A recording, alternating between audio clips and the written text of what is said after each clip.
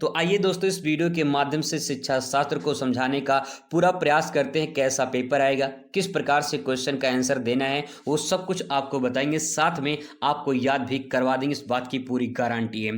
तो चलिए दोस्तों शुरुआत करते हैं। हूबहू ऐसे ही पेपर आपको देखने को मिलेगा। यहाँ पे पेपर कोड दिखाई देगा, यहाँ पे आपका सब्जेक्ट कोड है, ये यहाँ पे आपको अपना रोल नंबर लिखना पड़ता है, यहाँ पे नाम लिखना पड़ता है, जो कि आपको पता चल गया होगा। फिर उसके बाद यहाँ पे आप आएंगे तो यहाँ पे कुछ निर्देश दिया गया है, जैसे कि यहाँ पे प्रश्न संख्या जो 1 रहेगा वो बहुविकल्पीय क्वेश्चन रहेगा। इसमें 5 बहुविकल्पीय क्वेश्चन आपको देखने को मिलेंगे, 5 नंबर का रहेगा। फिर इसके बाद यहाँ पे जो प्रश्न संख्या 2 से लेकर 6 तक रहेगा वो निश्चित उत्तरीय प्रश्न रहेगा, मतलब इसका उत्तर निश्चित रहेगा। जैसे मान लो आपसे क्वेश्चन पूछा जाएगा कि जो है बीएचयू की स्थापना जो है वो कब हुई थी, या फिर बीएचयू की स्थापना कहाँ हुई है, या फिर बीएचयू की स्थापना किसने की है, तो ये निश्चित इसका उत्तर है। इसमें जो है आपको निश्चित उत्तरीय प्रश्न का देना होता है उत्तर, ठीक है। अब यहाँ पे इसके बाद जो 7 से लेकर 12 तक जो रहेगा वो आपका अति लघु प्रश्न होगा, जिसमें से आपको यहाँ पे लगभग 25 शब्दों में उत्तर देना होगा। इसके बाद यहाँ पे 13 से लेकर 18 तक लघु उत्तरीय प्रश्न होगा, इसका उत्तर लगभग आपको 50 शब्दों में देना होगा। 50 शब्दों का मतलब तकरीबन जो है आपको आधा पेज में आंसर देना है। वही बात करें 19 नंबर से लेकर 21 तक जो है आपके विस्तृत उत्तरीय प्रश्न होंगे, जिसका उत्तर आपको लगभग 250 शब्दों में देना होगा। तकरीबन 2 पेज से लेकर 2.5 पेज में आप पूरा आंसर कंप्लीट करेंगे, ठीक है। ये तो रहा पेपर पैटर्न में किस प्रकार से आपको हल करना है और कैसे क्वेश्चन आपका आएगा। अब बात करते हैं बहुविकल्पीय क्वेश्चन की। तो सबसे पहला क्वेश्चन आपके सामने आ चुका है। यहाँ पे दिया रहता है कि प्रत्येक प्रश्न खंड में 4 विकल्प दिए गए हैं, जिसका उत्तर सही हो वही आप अपने उत्तर पुस्तिका में लिखेंगे, बाकी और कुछ नहीं लिखना है। तो यहाँ पे पहला क्वेश्चन कि पर्यावरण का जनजीवन से कैसा संबंध है। पर्यावरण का जनजीवन से बहुत अच्छा संबंध है, और यहाँ पे हम बात करेंगे औपचारिक संबंध, साधारण या फिर अनौपचारिक संबंध, या फिर घनिष्ठ संबंध। तो जनजीवन जो है वो पर्यावरण से घनिष्ठ संबंध है, इसमें जो है आपका तीसरा वाला करेक्ट आंसर हो जाएगा, ठीक है। आगे दोस्तों बात करते हैं, यहाँ पे नेक्स्ट है आपका दूसरा क्वेश्चन है, सीखने से परिवर्तन होता है। सीखने से क्या परिवर्तन होता है। जब आप सीखते हैं कोई चीज तो आपको क्या परिवर्तन होता है। व्यक्ति के प्रेरणा में परिवर्तन होता है, व्यक्ति के मूल प्रवृत्ति में परिवर्तन होता है, या व्यक्ति के व्यवहार में परिवर्तन होता है, या व्यक्ति के व्यक्तित्व में परिवर्तन होता है। तो आप अगर कोई चीज सीखते हैं तो आपके बिहेवियर में चेंजिंग होती है, बदलाव होती है। इसमें आपका राइट आंसर व्यक्ति का व्यवहार होगा। आपके नज़रिए, आपके व्यवहार, बोलने का तरीका, उठने का तरीका, बैठने का तरीका, खाने पीने का तरीका, रहने का तरीका, सब कुछ नज़रिया पूरी बदल जाती है जब आप कुछ अचीव कर लेते हैं, कुछ नया सीखते हैं। तो व्यवहार में आपके परिवर्तन होता है, तो आपका राइट आंसर ये हो जाएगा। नेक्स्ट बात करते हैं यहाँ पे कि निम्नलिखित में से कौन सा मानसिक रूप से स्वस्थ व्यक्ति का लक्षण नहीं है। तो यहाँ पे स्वमूल्यांकन की योग्यता, समायोजनशीलता, आत्मविश्वास, या संवेगात्मक अस्थिरता। तो इसमें राइट आंसर क्या हो जाएगा। इसमें आपका जो चौथा ऑप्शन है यही इसमें आपका करेक्ट आंसर हो जाएगा, संवेगात्मक अस्थिरता, ठीक है। आगे दोस्तों बात करते हैं यहाँ पे जो नेक्स्ट क्वेश्चन है वो ये है, मानसिक स्वास्थ्य विज्ञान का क्षेत्र है। तो मानसिक स्वास्थ्य विज्ञान का जो क्षेत्र है वो क्या है। मानसिक रोगियों का अध्ययन, संपूर्ण समाज के मानसिक स्वास्थ्य का अध्ययन, सामान्य व्यक्तियों का अध्ययन, या फिर उपयुक्त में से कोई नहीं। तो उसमें जो है आपका जो लंबा चौड़ा लिखा गया है यही इसमें राइट आंसर होगा, संपूर्ण समाज के मानसिक स्वास्थ्य का अध्ययन हो जाएगा। आगे यहाँ पे क्वेश्चन नंबर नेक्स्ट है, 5वां क्वेश्चन है कि भूख कैसा अभिप्रेरक है। भूख कैसा अभिप्रेरक है, जन्मजात है, अर्जित है, सामाजिक या व्यक्तिगत है। तो भैया भूख जो लगती है वो जन्मजात है, बच्चा पैदा होता है रोने लगता है, उसको जो है भूख जन्मजात होती है। तो यहाँ पे जो है राइट आंसर आपका पहला हो जाएगा। तो ये इंपॉर्टेंट क्वेश्चन 5 जो है आपके बहुविकल्पीय क्वेश्चन कुछ इस प्रकार से देखने को मिलेंगे। इसका उत्तर जो है आपको अपनी कॉपी में लिखना पड़ता है। अब आइए बात करते हैं निश्चित उत्तरीय प्रश्न की। दोस्तों उत्तर इसका निश्चित है, आपको एक लाइन में आंसर पूरा जो है कंप्लीट कर देना है। जैसे कि यहाँ पे क्वेश्चन आपसे पूछा जाएगा, ऑपरेशन ब्लैक बोर्ड कब प्रारंभ किया गया था या आरंभ हुआ था। तो यहाँ पे उत्तर आप देख पाएंगे, एक लाइन में उत्तर आप यहाँ पे लिखेंगे। ऑपरेशन ब्लैक बोर्ड जो है ये 1987-88 में आरंभ हुआ था। तो इस प्रकार से जो है आप यहाँ पे उत्तर लिख देंगे, बस इतना लिख देंगे, आपका काम हो जाएगा। 1 नंबर का प्रश्न है, 1 नंबर आपको मिल जाएगा। अगला है, रुचि किस प्रकार का अभिप्रेरक है। तो जो रुचि है जो इंटरेस्ट है वो रुचि एक एक अर्जित है, अर्जित अभिप्रेरक है, तो इसमें राइट आंसर आपका मतलब लिखेंगे इसमें कि रुचि एक अर्जित जो है अभिप्रेरक माना जाता है। इसके बाद अगला यहाँ पे क्वेश्चन है कि अपने आपके विचार से दंड का कौन सा उद्देश्य जो है सर्वोत्तम होता है। तो दंड का जो है उद्देश्य वो सुधारात्मक उद्देश्य ये सर्वोत्तम माना जाता है, तो आप इसमें ले सकते हैं कि सुधारात्मक उद्देश्य जो है ये सर्वोत्तम माना जाता है। ठीक है, इसके बाद पांचवा आएंगे क्वेश्चन कह रहा है कि मनोविश्लेषण के जनक कौन थे। तो मनोविश्लेषण के जनक सिगमंड फ्रायड, सिगमंड फ्रायड के नाम से इन्हें जाना जाता है, तो इनका नाम ध्यान रखेंगे सिगमंड फ्रायड के नाम से। ठीक है, आगे यहाँ पे क्वेश्चन दूसरा है, यहाँ पे मतलब नेक्स्ट है कि निर्देशन के दो उद्देश्य लिखिए। तो निर्देशन क्या होता है इसके बारे में आप लिखेंगे दो उद्देश्य, छात्रों को अपनी क्षमताओं या फिर योग्यताओं को समझने में उनकी सहायता करना, ये हो जाएगा। नेक्स्ट, छात्रों की अपनी समस्याओं को समाधान स्वयं करने की योग्यता, ये सब जो है आपका निर्देशन हो जाएगा। मतलब ये है कि अगर बच्चा को कोई सवाल नहीं आ रहा है तो उसको ऐसा गाइड करिए, ऐसा निर्देश दीजिए कि वो सवाल लगाना सीख जाए। ठीक है, तो आपको क्या करना, गाइड करना, जिससे अपनी समस्याओं को, अपनी क्षमताओं को विकसित कर सके। ठीक है, इसके बाद तो यहाँ पे जो है आपका क्वेश्चन शुरुआत होगा यहाँ पे अति लघुत्तरीय प्रश्न का। अति लघुत्तरीय जब आप प्रश्न लिखेंगे तो यहाँ से जो है आपको जो नंबर मिलेगा वो यहाँ से मिलेगा आपको 4 नंबर। ठीक है, यहाँ से आपको 4 नंबर प्राप्त होंगे। किस प्रकार से उत्तर लिखना है शॉर्ट में आपको समझाएंगे, अच्छे से अगर समझ जाएंगे तो आप इसे 2 लाइन अपनी तरफ से बढ़ा सकते हैं। जैसे क्वेश्चन पूछा है पाठ्यक्रम एवं विद्यालय के विषय में मालवीय जी का विषय जो विचार है उनको व्यक्त करना है, या फिर सुनामी से आप क्या समझते हैं, मृदा प्रदूषण की हानियां क्या होती है। ऐसे क्वेश्चन आपको यहाँ पे देखने को मिलेंगे। आइए इसका उत्तर देखते हैं। तो यहाँ पे पहला क्वेश्चन शॉर्ट में समझने का प्रयास करेंगे ताकि जो है आप जल्दी से उसे याद कर पाए। ठीक है, पाठ्यक्रम व विद्यालय के विषय में मालवीय जी के विचारों को व्यक्त कीजिए। यानी जो पाठ्यक्रम यानी सिलेबस जो होता है, जो विद्यालय होते हैं, विद्यालय और सिलेबस में मालवीय जी का क्या विचार था इसके बारे में आपको बताना है। तो आप इसमें लिखेंगे मदन मोहन मालवीय जी के अनुसार पाठ्यक्रम आधुनिक विज्ञान तकनीकी शिक्षा के साथ साथ भारतीय संस्कृति, धर्म और नैतिक मूल्यों का समावेश होना चाहिए। तो यहाँ पे इन्होंने कहा कि पाठ्यक्रम ऐसा होना चाहिए जो विद्यालय में आधुनिक विज्ञान से संबंधित हो, तकनीकी शिक्षा से संबंधित हो, इसके साथ साथ भारतीय संस्कृति के भी झलक उसमें दिखाई दे, धर्म, नैतिक मूल्यों, इनका समावेश होना चाहिए। तो ये इनका विचार प्रकार से आप बयां कर सकते हैं। आप अपने शब्दों भी 2 लाइन एक्स्ट्रा बढ़ा सकते हैं कि अगर यहाँ पे मालवीय जी के विचार को और डिटेल में पूछता है तो। ठीक है, आगे उसके बाद जो है यहाँ पे सुनामी के बारे में पूछा गया है। हालांकि क्वेश्चन तो भूगोल का पार्ट है, लेकिन आप यहाँ पे इसको समझेंगे क्योंकि आपके सिलेबस में दिया गया है। सुनामी, सुनामी देखिए जापानी शब्द है। ठीक है, सुनामी एक जापानी शब्द है जो यहाँ पे 2 शब्दों से मिलकर बना है, सु और नामी। ठीक है, सु और नामी 2 शब्दों से मिलकर बना है। जापान में जो सुनामी का अर्थ होता है, यानी सुनामी जो अर्थ है इसका, सु का मतलब होता है बंदरगाह। ठीक है, बंदरगाह होता है, और जो नामी है उसका मतलब होता है लहरें। ठीक है, बंदरगाह और नामी का मतलब होता है लहरें, यानी हम कह सकते हैं बंदरगाह की लहरें। अर्थात हम ये कहेंगे कि समुद्र के तलहटी में भूकंप, ज्वालामुखी विस्फोट से या भूस्खलन के कारण उठने वाली अत्यंत विनाशकारी जो लहरें होती हैं उसी को सुनामी कहते हैं। यानी समुद्र में जो लहरें आती हैं वो जो ऊपर ऊपर उठती हैं उसी को जो है सुनामी कहा जाता है। सुनामी एक जापानी शब्द है। इस प्रकार से ले देंगे, पूरा नंबर आपको बढ़िया से मिल जाएगा। अगर आप यहाँ पे छोटे में समझ जाएंगे तो लॉन्ग तो अपने आप जो है बना सकते हैं, थोड़ा सा आप उसको बढ़ा सकते हैं।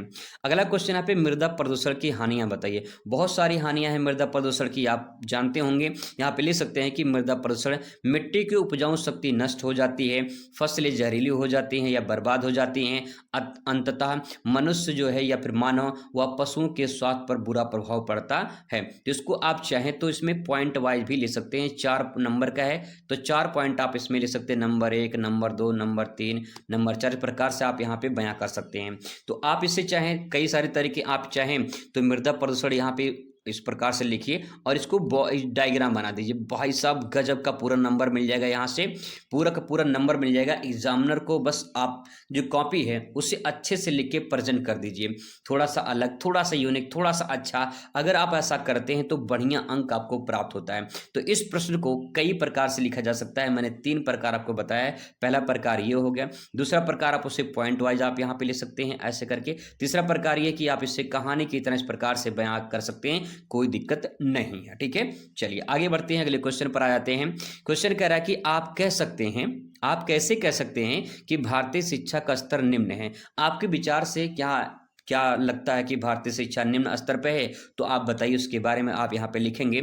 शिक्षा में केवल रटने पर जोर देना, प्रयोगात्मक ज्ञान की कमी होना, बेरोजगारी, विश्व स्तरीय शोध संस्थानों का अभाव, ये दर्शाता है कि भारतीय शिक्षा का स्तर अपेक्षाकृत क्या है, निम्न है। तो इस प्रकार से आप इसको लिख सकते हैं। आप चाहें तो इसे पॉइंट वाइज भी ले सकते हैं। 4 पॉइंट है, 4 नंबर का 4 पॉइंट आप ले सकते हैं।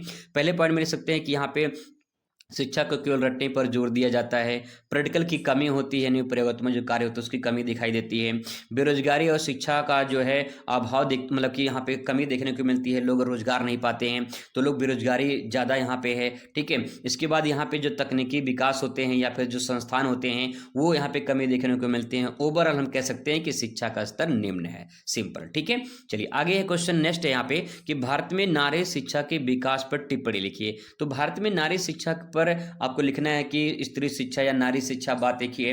क्वेश्चन दोस्तों थोड़ा थोड़ा चेंज कर देता है, तो आप उसे समझने का प्रयास करेंगे किस प्रकार से क्वेश्चन पूछता है। ठीक है, तो इसमें लिखेंगे स्वतंत्रता के बाद विभिन्न आयोगों जैसे कोठारी आयोग वगैरह हैं, यहाँ पे बेटी बचाओ बेटी पढ़ाओ जैसे अभियान के कारण भारत में नारी शिक्षा की दर जागरूकता को तेजी से वृद्धि हुई है। तो यहाँ पे आप लिख सकते हैं भारत में नारी शिक्षा का विकास कैसे हुआ है। तो यहाँ पे बेटी बचाओ बेटी पढ़ाओ एक ऐसा स्लोगन है जो आपके प्रश्न को हाईलाइट कर देगा और अच्छा स्मार्ट बना देगा। ठीक है, आप इसको जब लिखना तो इसको हाईलाइट कर देना, इन्वर्टर कॉमा में कर देना या फिर काले पेन से लिख देना, अच्छे से इसको बयां कर देना। ठीक है, चलिए आगे बढ़ते हैं। नेक्स्ट क्वेश्चन आपके सामने है, कह रहा है कि बुद्धि जो होती है वो अमूर्त चिंतन की योग्यता है, इसको स्पष्ट करना है। यानी इसका मतलब क्या है, ये थोड़ा सा बताना है कि क्या कहना क्या चाहता है। ये बुद्धि अमूर्त चिंतन की योग्यता है। तो आप देखेंगे यहाँ पे बुद्धि लिखा है, बुद्धि यानी आपकी बुद्धि दिमाग। ठीक है, अमूर्त का मतलब होता है कि जो हमें दिखाई ना दे, हम अपनी बुद्धि को देख सकते हैं, नहीं देख सकते हैं।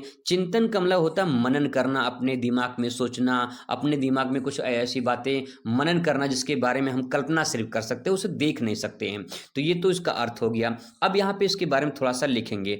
इसका अर्थ है यानी बुद्धि अमूर्त चिंतन का अर्थ है कि बुद्धि व्यक्ति की वह शक्ति होती है जिसके माध्यम से उन चीजों या समस्याओं के बारे में सोचना, समझना या फिर सोच समझ सकता है, ऐसा भी कह सकते हैं, जो उसके सामने प्रत्यक्ष रूप में मौजूद नहीं है। कहने का मतलब क्या है, हम अपनी बुद्धि को देख नहीं सकते हैं, लेकिन हाँ हमारी जो समस्याएं हैं उस समस्या के बारे में हम सोच सकते हैं, समझ सकते हैं कि ये समस्या का समाधान ऐसे होगा। हम अपने दिमाग में उसको मनन कर सकते हैं, चिंतन कर सकते हैं, इसलिए चिंतन लिखा गया है। तो हम अपने दिमाग में सोच सकते हैं, समझ सकते हैं कि जो हमारी समस्या है, समस्या का समाधान क्या होगा। यही दोस्तों आपका है बुद्धि अमूर्त चिंतन। ठीक है, आई होप आपको समझ में आया होगा। बात करते हैं यहाँ पे लघु उत्तरीय प्रश्न की। तो इस प्रकार से लघु उत्तरीय प्रश्न आपको देखने को मिलेंगे। इसके लिए आपको 6 अंक आपको यहाँ से प्राप्त होंगे। कम से कम आप जब इसे एक पेज में लिखेंगे तब जो है आपको पूरा नंबर यहां से मिलेगा। मैं आपको बिल्कुल शॉर्ट में समझाऊंगा। ठीक है, शॉर्ट में समझाऊंगा। अगर आप समझ गए तो आप उसे लॉन्ग में कन्वर्ट कर सकते हैं। बस यहां पे अंडरस्टैंडिंग फोकस करेंगे। मैं उसी प्रकार से समझाने का पूरा प्रयास करूंगा, क्योंकि लॉन्ग क्वेश्चन जो है अगर आप याद करते हैं तो पहली बात तो जल्दी याद नहीं होगा। समय इतना नहीं कि हम महीने 2-4 महीने के हम पूरा बढ़िया से याद के रट्टा मारे। यहाँ पे सिर्फ अंडरस्टैंडिंग है, समझने का प्रयास करेंगे। समझ के आप अपने शब्दों में उसे करने की कोशिश करेंगे। ठीक है, लोग रटवाते हैं, रटवाने काम नहीं है, यहाँ पे समझने का प्रयास करते हैं। क्वेश्चन लघु उत्तरीय प्रश्न। तो यहाँ पहला क्वेश्चन की पुरस्कार क्यों दिए जाते हैं। ठीक है, इस प्रकार से क्वेश्चन देखने को मिलेगा। पर्यावरण शिक्षा की आवश्यकता पर प्रकाश डालिए। प्रयास एवं त्रुटि सूझ विधि में अंतर बताइए। ऐसे क्वेश्चन देखने को मिलेंगे। तो आइए फटाफट इसका उत्तर सरल आसान शब्दों में शॉर्ट में समझने का प्रयास करते हैं। यहाँ पे देखिए मेरे उत्तर शॉर्ट में लिखा है। अब इसको कैसे आप लॉन्ग में कर सकते हैं उसका तरीका भी मैं आपको बताऊंगा। पहले उत्तर एक बार समझने का प्रयास करते हैं। पुरस्कार क्यों दिए जाते हैं। आप में से बहुत सारे ऐसे लोग होंगे जो कभी जिंदगी में पुरस्कार पाए होंगे, कुछ ना कुछ, चाहे छोटा मोटा पुरस्कार हो, चाहे कोई क्लास में पुरस्कार आपके टीचर ने दिया हो। आपको पुरस्कार होता है, चाहे वो मंच पे मिले या क्लास में मिले या फिर कहीं और आपको मिले, पुरस्कार होता है। ठीक है, क्यों दिए जाते हैं ये पूछा गया है। आप इसमें लिखेंगे पुरस्कार छात्रों में स्वास्थ्य प्रतिस्पर्धा यानी कंपटीशन की भावना जगाने, अच्छे व्यवहार को सुदृढ़ करने और उन्हें बेहतर कार्य करने के लिए प्रोत्साहन मोटिवेशन देने के लिए पुरस्कार दिए जाते हैं। अब एक सिंपल सी परिभाषा पूछा गया है। अब इसको आप थोड़ा डिटेल में लिखेंगे तो कैसे लिखेंगे। सबसे पहले यहाँ पे लिखेंगे पुरस्कार के बारे में। पुरस्कार क्या होता है। पुरस्कार जब कोई बच्चा या कोई छात्र या छात्राएं अगर कोई भी अच्छा काम करता है, जैसे जैसे टेस्ट हुआ, टेस्ट में वो अव्वल आ गए, फर्स्ट पे आ गए, या फिर एग्जाम हुआ, एग्जाम में वो प्रथम स्थान पे, द्वितीय स्थान पे, तृतीय स्थान पर आ गए, या कोई प्रतियोगिता हुआ, प्रतियोगिता में फर्स्ट सेकंड थर्ड में कोई आ गया। तो अगर कोई बच्चा आता है तो उसके जो भी राशि या फिर जो भी इनाम जो भी दिया जाता है उसी वही पुरस्कार है। ठीक है, तो यहाँ पे उसको क्यों दिए जाते हैं? क्योंकि उसने अच्छा काम किया है। दूसरी बात, वो क्यों दिए जाते हैं तो उसमें आप हेडिंग बना के इसमें ले सकते हैं, पॉइंट ले सकते हैं, या फिर डायग्राम भी बना सकते हैं, जैसा आपको उचित लगे आप इसके डायग्राम भी कन्वर्ट कर सकते हैं। क्यों दिए जाते हैं? क्योंकि उनकी भावना को जगाना होता है। तो यहाँ पे आप पहले हेडिंग डाल देंगे, उनकी भावना को जगाना। ठीक है, इस प्रकार से लॉन्ग क्वेश्चन कैसे बनेगा उसका तरीका मैं आपको बता दे रहा हूँ, उनकी भावना को जगाने के लिए। तो आप इस प्रकार से लिखेंगे, उनकी भावना को जगाने के लिए, ये आपके हेडिंग बन जाएगा। अब इसके बारे में 2 लाइन अपने शब्दों में बयां कर दीजिए। क्या लिखेंगे? देखिए, जब कोई बच्चा या व्यक्ति या फिर कोई भी छात्र छात्रा हो, तो अगर वो कोई काम करता है, उसके बदले, उसकी अच्छाई के लिए, उसकी जो है अंदर जो उत्सुकता है उसको बढ़ाने के लिए, उसको आत्मविश्वास को बढ़ाने के लिए उसको कुछ इनाम पुरस्कार के रूप में दिया जाता है। और जब उसकी भावना या फिर जो उम्मीद है वो जाग जाती है तो आगे वो और मेहनत करने की जो है कोशिश करता है। इस प्रकार से अपने सेंटेंस में बना के लिख सकते हैं, कोई बहुत बड़ी बात नहीं है, बस समझने वाली बात है। आप कहीं न कहीं कोई पुरस्कार नहीं पाए होंगे तो कभी देखे होंगे किसी को दिया जा रहा होगा, उससे क्यों दिए जाते हैं? क्योंकि अच्छा काम किया होगा, सिंपल। तो ऐसे सेंटेंस बना के अपने शब्दों में दोस्तों आप लिख सकते हैं। ठीक है, आई होप आपको ये क्लियर हो चुका होगा। अगले पॉइंट पर आ जाते हैं। अगला प्रश्न है कि पर्यावरण शिक्षा की आवश्यकता पर प्रकाश डालिए। लोगों को शिक्षा दी जाती है, लेकिन इन्वायरमेंट या पर्यावरण की शिक्षा क्यों देना आवश्यक है, इसके बारे में क्वेश्चन पूछा है। तो आइए जानते हैं कि क्यों दिए जाते हैं, शॉर्ट में समझेंगे। सबसे पहले यहाँ पे लिखेंगे कि प्राकृतिक संसाधनों के संरक्षण के लिए, प्रदूषण को रोकने के लिए, आने वाली पीढ़ियों में विनाश से बचाने के लिए पर्यावरण के प्रति जागरूकता पैदा करना अनिवार्य है, इसलिए पर्यावरण शिक्षा आवश्यकता होती है। आज की डेट में आप जान पा रहे होंगे, देख पा रहे होंगे कि कितना इन्वायरमेंट दूषित हो रहा है, कितनी ज़बरदस्त जो है जलवायु परिवर्तन हो रहा है, ग्लोबल वार्मिंग बढ़ रहा है, प्रदूषण कई प्रकार के फैल रहे हैं, बढ़ रहे हैं, शहरों में बुरा हाल है, तापमान बढ़ रहा है इतनी तेज़ी से, गर्मी 7वें आसमान पे मार्च में ही बढ़ जाती है। तो कहने का मतलब क्या है, अगर इसके प्रति जागरूक नहीं किया गया तो आने वाली जो पीढ़ी है ना, वो भाई साहब पूरी तरह से जी नहीं पाएगी सही तरीके से, क्योंकि इंसान जो काम कर रहा है प्रेजेंट टाइम में उसका आने वाले पीढ़ी पर असर पड़ेगा। तो इसीलिए ऐसा शिक्षा देना आवश्यकता है। ठीक है, अब यहाँ पे जो मैं सेंटेंस आपको बता रहा हूँ मैं अपने शब्दों में बता रहा हूँ, आप भी अपने शब्दों में समझ के आप उसे अपने शब्दों में बयां करिए। देखिए कितना बढ़िया नंबर मिलेगा। अब इससे लॉन्ग में कैसे करेंगे, तो आप चाहें तो इसको आप डायग्राम में कन्वर्ट करिए। ठीक है, डायग्राम में आप इसको ऐसे भी डायग्राम बना सकते हैं। यहाँ पे इस प्रकार से एक यहाँ पे एक छोटा सा बॉक्स बना लीजिए। इस बॉक्स में आप लिखिए कि पर्यावरण शिक्षा की आवश्यकता पर प्रकाश डालिए। तो यहाँ पे इतना आपका हेडिंग बन जाएगा और उसके बारे में यहाँ पे एक इस प्रकार से एक छोटा सा इस प्रकार से डायग्राम ऐसे करके बना सकते हैं। अच्छा लगेगा देखने में थोड़ा सा और यूनिक लगेगा। और फिर इसके बारे में एक एक करके आप उसके बारे में व्याख्या कर दीजिए। ठीक है, जैसे पर्यावरण शिक्षा क्यों जरूरी है, क्योंकि पर्यावरण संरक्षण संसाधन, तो आपके यहाँ से हेडिंग बन जाएगा कि संरक्षण के लिए। ठीक है, पहला हेडिंग बन जाएगा, यानी कोई भी इन्वायरमेंट है, जैसे कि वृक्ष है, वृक्ष को काटा ना जाए, उनको जो है बचाया जाए। तो इस प्रकार से अगर जो हमारा इन्वायरमेंट है दूषित नहीं होगा, बचा रहेगा, ये पेड़ पौधे नहीं कटेंगे। ठीक है, तो इस प्रकार से बना के अपने शब्दों में लिख सकते हैं। प्रदूषण को रोकने के लिए आप यहाँ पे दूसरा हेडिंग डालिए कि प्रदूषण को रोकने के लिए। तो यहाँ पे प्रदूषण जितनी प्रकार से बढ़ रहे हैं, वायु प्रदूषण, जल प्रदूषण, मृदा प्रदूषण, ध्वनि प्रदूषण, ये बढ़ रहा है, इसको रोकने के लिए पर्यावरण की शिक्षा आवश्यकता है। तो ऐसे सेंटेंस अपने शब्दों में आप लिख सकते हैं। ठीक है, चलिए दोस्तों बात करते हैं अगले क्वेश्चन पर कि प्रयास एवं त्रुटि तथा सूझ विधि में क्या अंतर है। अब यहाँ पे 2 सेंटेंस है। पहला सेंटेंस है कह रहा प्रयास एवं त्रुटि, सूझ विधि में अंतर बताना है। तो आइए इसको शॉर्ट में समझने का प्रयास करते हैं। यहाँ पे लिखा है प्रयास एवं त्रुटि, ये थॉर्नडाइक ने कहा है, यानी कि बार बार गलती करके सीखा जा सकता है, ऐसा थॉर्नडाइक कहते हैं। और इसमें समय अधिक लगता है, जबकि सूझ विधि जो होता है ये कोहलर ने दिया है, उसमें कहा गया है अचानक मानसिक सूझबूझ या फिर जो है हम कह सकते हैं या अनुभव से समस्या का समाधान तुरंत निकाल सकते हैं। इसमें छोटा सा एग्जाम्पल लगा सकते हैं आप यहाँ पे कि थॉर्नडाइक ने कहा है कि अगर हम बार बार प्रयास करते हैं कोई चीज़, ठीक है, कोई भी चीज़ बार बार प्रयास करते हैं तो वो चीज़ हमें गलती से सीखने को मिलती है। इसका छोटा सा एग्जाम्पल बता दूं आपको मैं कि जब आपने साइकिल चलाना सीखा होगा तो तुरंत तो आप साइकिल चलाना सीखे नहीं होंगे, 100% गारंटी है। आप तुरंत चलाना साइकिल नहीं सीखे होंगे, कुछ लोग इसमें गिरे होंगे और बहुत लोग 90% लोग गिर जाते हैं। जब चलाना साइकिल सीखते हैं तो गिरते हैं, और आप जब गिरते हैं तो सीखते हैं, गिरते हैं सीखते हैं, और सीख सीख कर एक दिन ऐसा सिचुएशन आ जाता है कि आप अच्छा खासा साइकिल चला लेते हैं। तो दोस्तों वही इसमें कहा गया है कि जब हम प्रयास करते हैं तो त्रुटि यानी गलतियां होती हैं, और बार बार गलती करके हम जब सीखते हैं तो उसे हम प्रयास, हम त्रुटि जो है सीखना कहते हैं। तो इस प्रकार से ये थॉर्नडाइक ने कहा है। जबकि सूझ विधि मतलब क्या होता है कि अचानक हम कोई चीज़ सीखते हैं। जैसे मान लो कि हम कहीं चल रहे हैं, ठीक है, कहीं चल रहे हैं और हमें जो है किसी छोटे पत्थर से ठेस लग गई, यानी चोट लग गई, और हम जो है मान लीजिए गिरने वाले थे या फिर हम गिर गए, तो हमें सीख मिलती कि यार यहाँ देखो गड्ढा था, आराम से चलना चाहिए था। तो कहने का मतलब क्या है, जब हम कोई चीज़ अचानक सीखते हैं, ठीक है, तो हम उसे कहते हैं सूझ विधि, यानी इसे कोहलर ने कहा है। आप इसको दो तरह से ले सकते हैं। पहला इस प्रकार से यहाँ पे डिवाइड कर लीजिए, ऐसा करके यहाँ .1 .2 ऐसे करके आप ले सकते हैं इसके बारे में। या तो आप यहाँ पे पहला हेडिंग डालिए, यहाँ पे प्रयास एवं त्रुटि, ठीक है, ये पहला थॉर्नडाइक के अनुसार, और उसके बारे में अपने शब्दों में आप यहाँ बयां करिए, और साथ में नीचे जो है एक अच्छा सा यहाँ पे एग्जाम्पल दे दीजिए। जैसे मैंने साइकिल वाला एग्जाम्पल दिया, तो आपके मन में कोई और एग्जाम्पल आएगा तो आप उसे लिख सकते हैं, ठीक है। ऐसे ही एग्जाम्पल अगर आप दे देते हैं, एग्जाम्पल, डायग्राम, कोटेशन, दोस्तों ये नंबर बढ़ाने का काम करते हैं।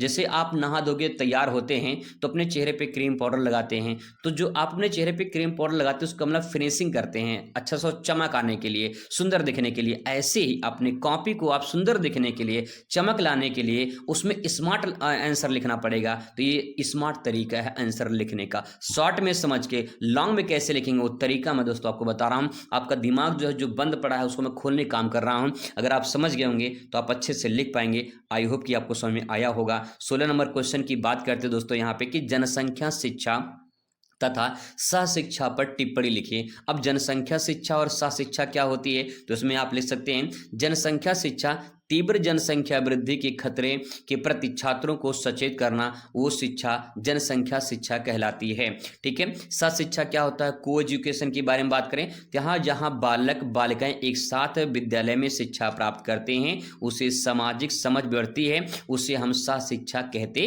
हैं। दोनों में अगर और अंतर लिखना है तो और आप लिख सकते हैं, इसमें इसको डिवाइड भी कर सकते हैं ऐसा चाहें आप, ठीक है। अब इसमें आप लिख सकते हैं कि जनसंख्या शिक्षा में हम जनसंख्या की जो जनसंख्या बढ़ उसके बारे में अध्ययन करते हैं, जनसंख्या क्यों बढ़ रही है उसके बारे में अध्ययन करते हैं। कहीं जनसंख्या बहुत ज़्यादा पाई जाती है जहाँ पे जनसंख्या घनत्व अधिक होता है, यानी जनसंख्या घनत्व कहीं अधिक होता है। जैसे बिहार की बात करें, जनसंख्या घनत्व यहाँ ज़्यादा है, अरुणाचल प्रदेश में जनसंख्या घनत्व कम है, तो ऐसा क्यों होता है। यानी जनसंख्या से संबंध जितने भी क्रियाकलाप होते हैं, ये जनसंख्या समय जो भी पूरा एक्टिविटीज़ होता है उन सबको हम जनसंख्या शिक्षा में अध्ययन करते हैं। और सह शिक्षा का मतलब जहाँ गर्ल्स बॉयज एक साथ एक विद्यालय में पढ़ते हैं वो सह शिक्षा है। सह मतलब साथ साथ है, यानी साथ साथ शिक्षा ग्रहण करना, और जो है गर्ल्स बॉयज जब साथ साथ शिक्षा ग्रहण करते हैं तो उससे हम सह शिक्षा यानी को एजुकेशन के नाम से जानते हैं, ठीक है। अब दोस्तों बात करते हैं यहाँ पे 17 नंबर क्वेश्चन आपके सामने यहाँ पे कि टैगोर के शैक्षिक योगदान पर प्रकाश डालिए।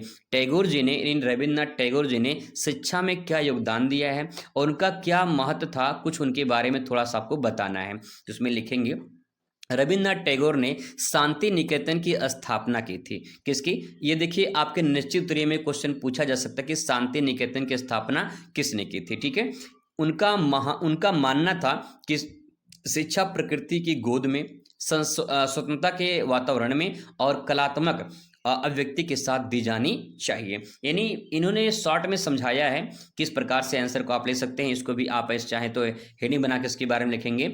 उन्होंने शांति निकेतन की स्थापना की और वहाँ पे शिक्षा का केंद्र बनाया जहाँ पे बच्चों को शिक्षा दी जाती थी। और उनका मानना था कि प्रकृति की गोद में, प्रकृति गोद का मतलब होता है कि जैसे पहले क्या होता था, एक पेड़ होता था, ठीक है, एक पेड़ होता था और पेड़ के यहाँ पे एक चबूतरा होता था। उस चबूतरे पे यहाँ पे जो है गुरु बैठते थे, चबूतरे पर गुरु बैठते थे यहाँ पे, ठीक है। और उनके सामने जो है यहाँ पे छात्र बैठते थे, यहाँ पे छात्र बैठते थे, ठीक है, यहाँ पे छात्र बैठते थे और बैठकर जो है यहाँ पे शिक्षा ग्रहण करते थे, यहाँ बैठकर शिक्षा ग्रहण करते थे इस प्रकार से। तो यहाँ पे हो क्या रहा था कि प्रकृति की वादियों में बैठकर गुरु शिक्षा देते थे और जो छात्र होते थे शिक्षा ग्रहण करते थे। तो यहाँ पे ऐसा शिक्षा हमें कहीं की मोटिवेट करता है, हमें ये ज्ञान देता है कि प्रकृति क्या है, प्रकृति से मानव जुड़ा कैसे है, ये सब यहाँ पे सीखने को मौका मिलता है। तो आप इसको ऐसे अपने शब्दों में लिख सकते हैं, अच्छे से यहाँ पे डायग्राम वगैरह बना सकते हैं और बढ़िया अंक आप प्राप्त कर सकते हैं अगर अच्छे से कॉपी आप लिख देते हैं दोस्तों, ठीक है। अब दोस्तों बात करते हैं यहाँ पे अगले पॉइंट पर, कह रहा है कि स्वतंत्रता के वातावरण में, यानी स्वतंत्रता के वातावरण का मतलब होता है कि खुली वातावरण में कोई वहाँ पे रोक टोक ना हो, बढ़िया से आप जो है खुली वातावरण में पढ़िए। और कलात्मक अभिव्यक्ति के साथ में, कलात्मक अभिव्यक्ति का मतलब होता है कि कुछ एक्टिविटीज करा के, कुछ प्रैक्टिकल करा के, कुछ ऐसा खेल खेल में सिखाना जिससे बच्चे सीख पाएं, जल्दी सीख पाएं, आसानी से सीख पाएं, रटने का काम नहीं। प्राकृतिक वादियों में बच्चों को ऐसा माहौल क्रिएट किया जाए जिससे प्रकृति से जुड़कर वो अगर अध्ययन करते हैं तो अच्छा शिक्षा प्राप्त कर पाते हैं। तो इस प्रकार से दोस्तों अपने शब्दों में आप समझ के बयां करके इसको लिख सकते हैं, ठीक है। क्वेश्चन नंबर 18 की बात करते हैं, कह रहा कि पर्यावरण प्रदूषण से मानव जीवन को खतरा हो गया है, स्पष्ट कीजिए। बहुत खतरा हो गया है, बहुत सारे खतरे हैं। आप इसको तो जानते होंगे कि पर्यावरण प्रदूषण ने मानव कैसे जो है प्रभावित किया है, खतरा है। तो इसके बारे में आप यहाँ पे 2 लाइन लिख सकते हैं इसके बारे में कि प्रदूषण के कारण शुद्ध हवा, पानी का अभाव हो गया है जिससे कैंसर, अस्थमा जैसी बीमारियां बढ़ रही हैं। ग्लोबल वार्मिंग के कारण पृथ्वी का अस्तित्व संकट में पड़ गया है। यानी दोस्तों यहाँ पे हम कह सकते हैं कि इन्वायरमेंट इतनी जबरदस्त परिवर्तन हो रहा है और मानव जीवन को खतरा जबरदस्त हो रहा है। पहले जो इंसान 100 साल जीते थे, 90 साल जीते थे, आज के डेट में 70-80 तक जाते जाते हालत खराब हो जाती है इंसानों की। इसका मतलब है कि आयु सीमा क्या हो रही है, वो धीरे धीरे कम हो रही है। वो किसके कारण हो रही है? जवाब होगा दोस्तों पर्यावरण प्रदूषण के कारण हो रहा है। मानव इतनी तेज से साइंस से आगे बढ़ा रहा है, टेक्नोलॉजी इतनी तेज से विकसित कर रहा है, अपना ही क्षति पहुंचा रहा है। तो कहने का मतलब ये है कि इन्वायरमेंट को दूषित करके, यानी प्रकृति से हम लड़ करके हम प्रकृति पर विजय प्राप्त नहीं कर सकते हैं, बल्कि हमें प्रकृति के साथ तालमेल बैठा के चलना है ताकि हम लंबे समय तक जीवन यापन कर सके। नहीं तो आने वाले दिनों में पृथ्वी पर जो संकट पड़ेगा वो एक तरह से ऐसा भूचाल आएगा कि सब कुछ फिर से बर्बाद हो जाएगा। तो दोस्तों ये छोटा सा अच्छे से शॉर्ट में समझ के पूरा का पूरा आंसर ले सकते हैं। कमेंट करके जरूर दोस्तों बताइएगा कि आपको समझ में आया या नहीं आया, ताकि मुझे थोड़ा सा मोटिवेशन मिले, मैं और आपको अच्छे से समझाने का प्रयास करूंगा। इसके बाद आपको यहाँ पे लॉन्ग क्वेश्चन दिखाई देगा, विस्तृत उत्तरीय प्रश्न। इसके लिए आपको 10 नंबर यहाँ पे मिलेंगे, 10 नंबर मिलेंगे। 3 प्रश्न आपको करना होगा, यानी आपका यहाँ पे 30 नंबर का लॉन्ग क्वेश्चन रहेगा। आपको 6 क्वेश्चन देगा करने के लिए, 6 में से 3 क्वेश्चन आपको करना होगा। जैसे 19 नंबर क्वेश्चन देखिए यहाँ पे, गांधी जी की जो है शिक्षा का अर्थ और उद्देश्यों की व्याख्या कीजिए। यानी गांधी जी शिक्षा के बारे में क्या जानते थे, मतलब क्या मानते थे, कैसे शिक्षा दी जानी चाहिए, कैसा शिक्षा होना चाहिए, उनका उद्देश्य क्या था, ये आपको इसके बारे में लिखना है। अथवा करके आप इसको लिख सकते हैं कि पर्यावरण प्रदूषण के कारणों का वर्णन कीजिए। यहाँ पे दोनों में से कोई आप एक करना होगा आपको, ठीक है।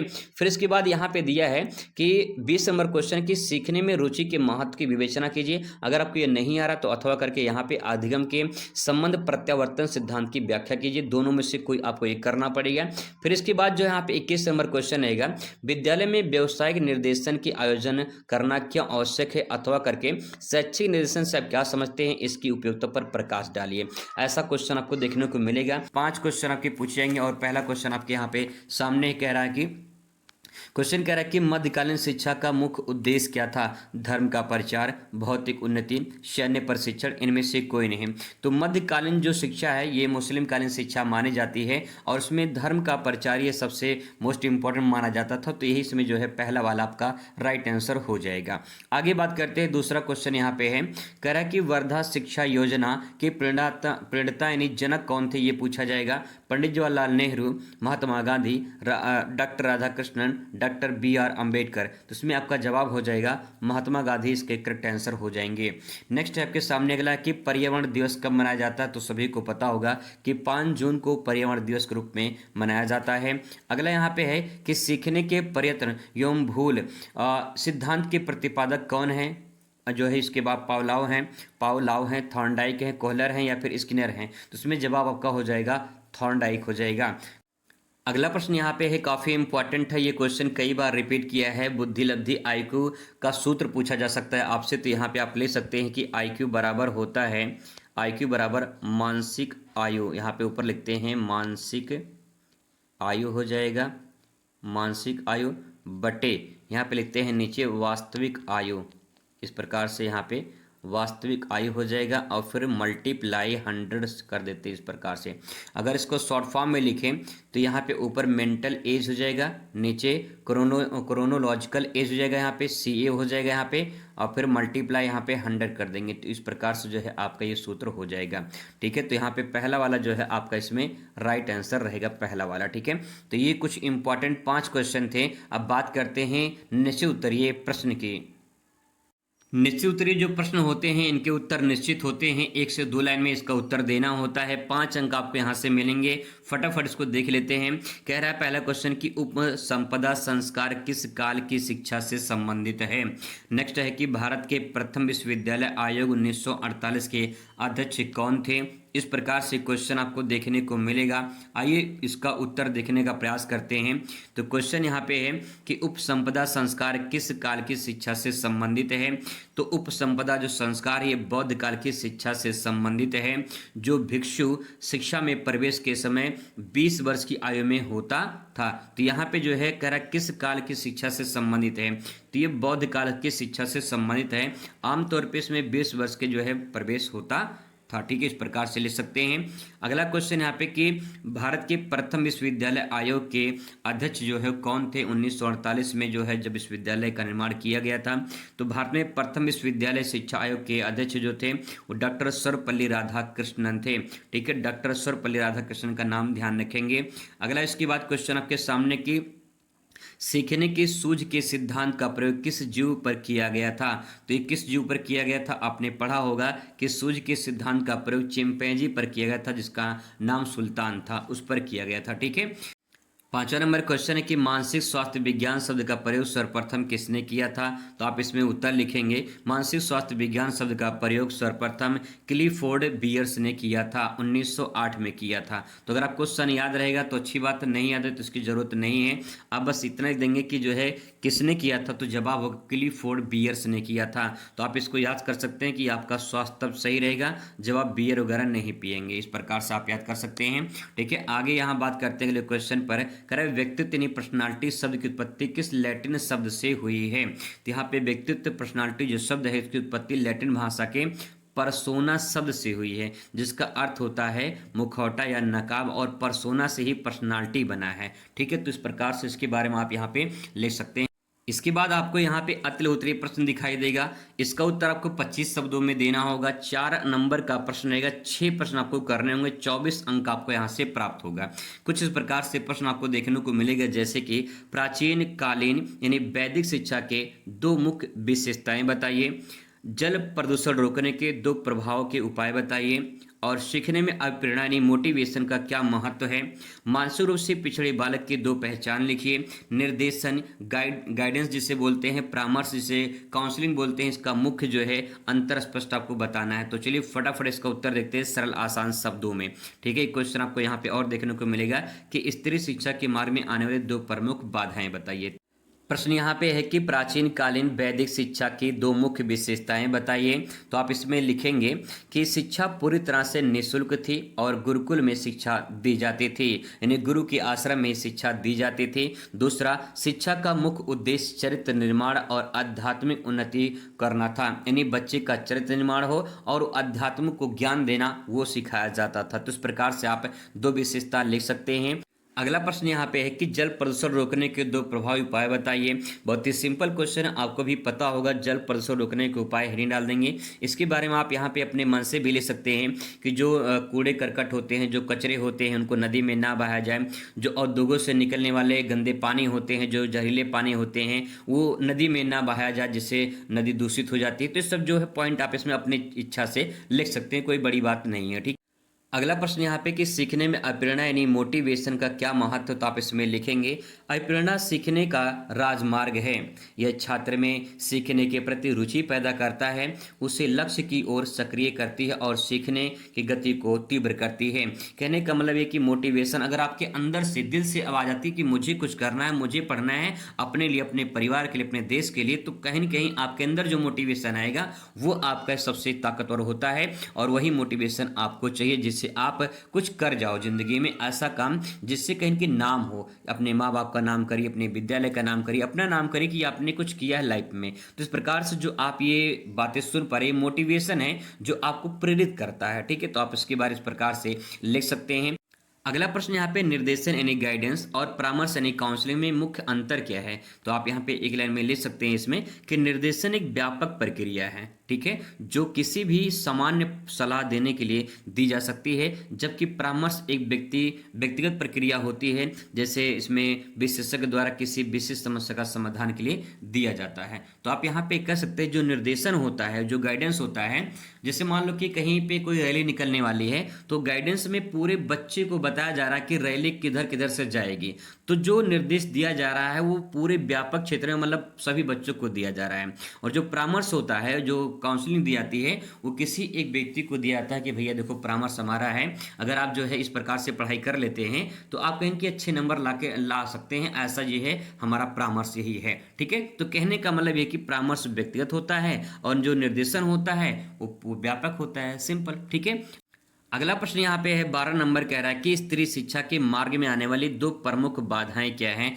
ऐसा क्वेश्चन आपको देखने को मिलेगा, बहुत सारी बाधाएं हैं, दो पूछा गया, दो आप यहाँ पे लिख देंगे। पहली है यहाँ पे कि समाज में व्याप्त रूढ़िवादी विचारधारा और लैंगिक भेदभाव। लैंगिक भेदभाव या फिर रूढ़िवादी विचारधारा का मतलब होता है कि जो प्राचीन काल से चली आ रही परंपरा, और लैंगिक भेदभाव में यानी जो है लड़कियों को जो है कम पढ़ाते हैं, लड़कों को ज़्यादा पढ़ाते हैं, लड़कियों को दूर नहीं भेजना चाहते हैं, को दूर भेजना चाहते हैं पढ़ने के लिए, तो जो भेदभाव देखने को मिलता है ये कहीं न कहीं बाधा ही दिखाई देता है। ठीक है, अगला है गरीब और ग्रामीण क्षेत्रों में जो स्कूल होते हैं वो घर से बहुत दूर होते हैं, तो बच्चियां वहां बहुत कम जा पाती हैं।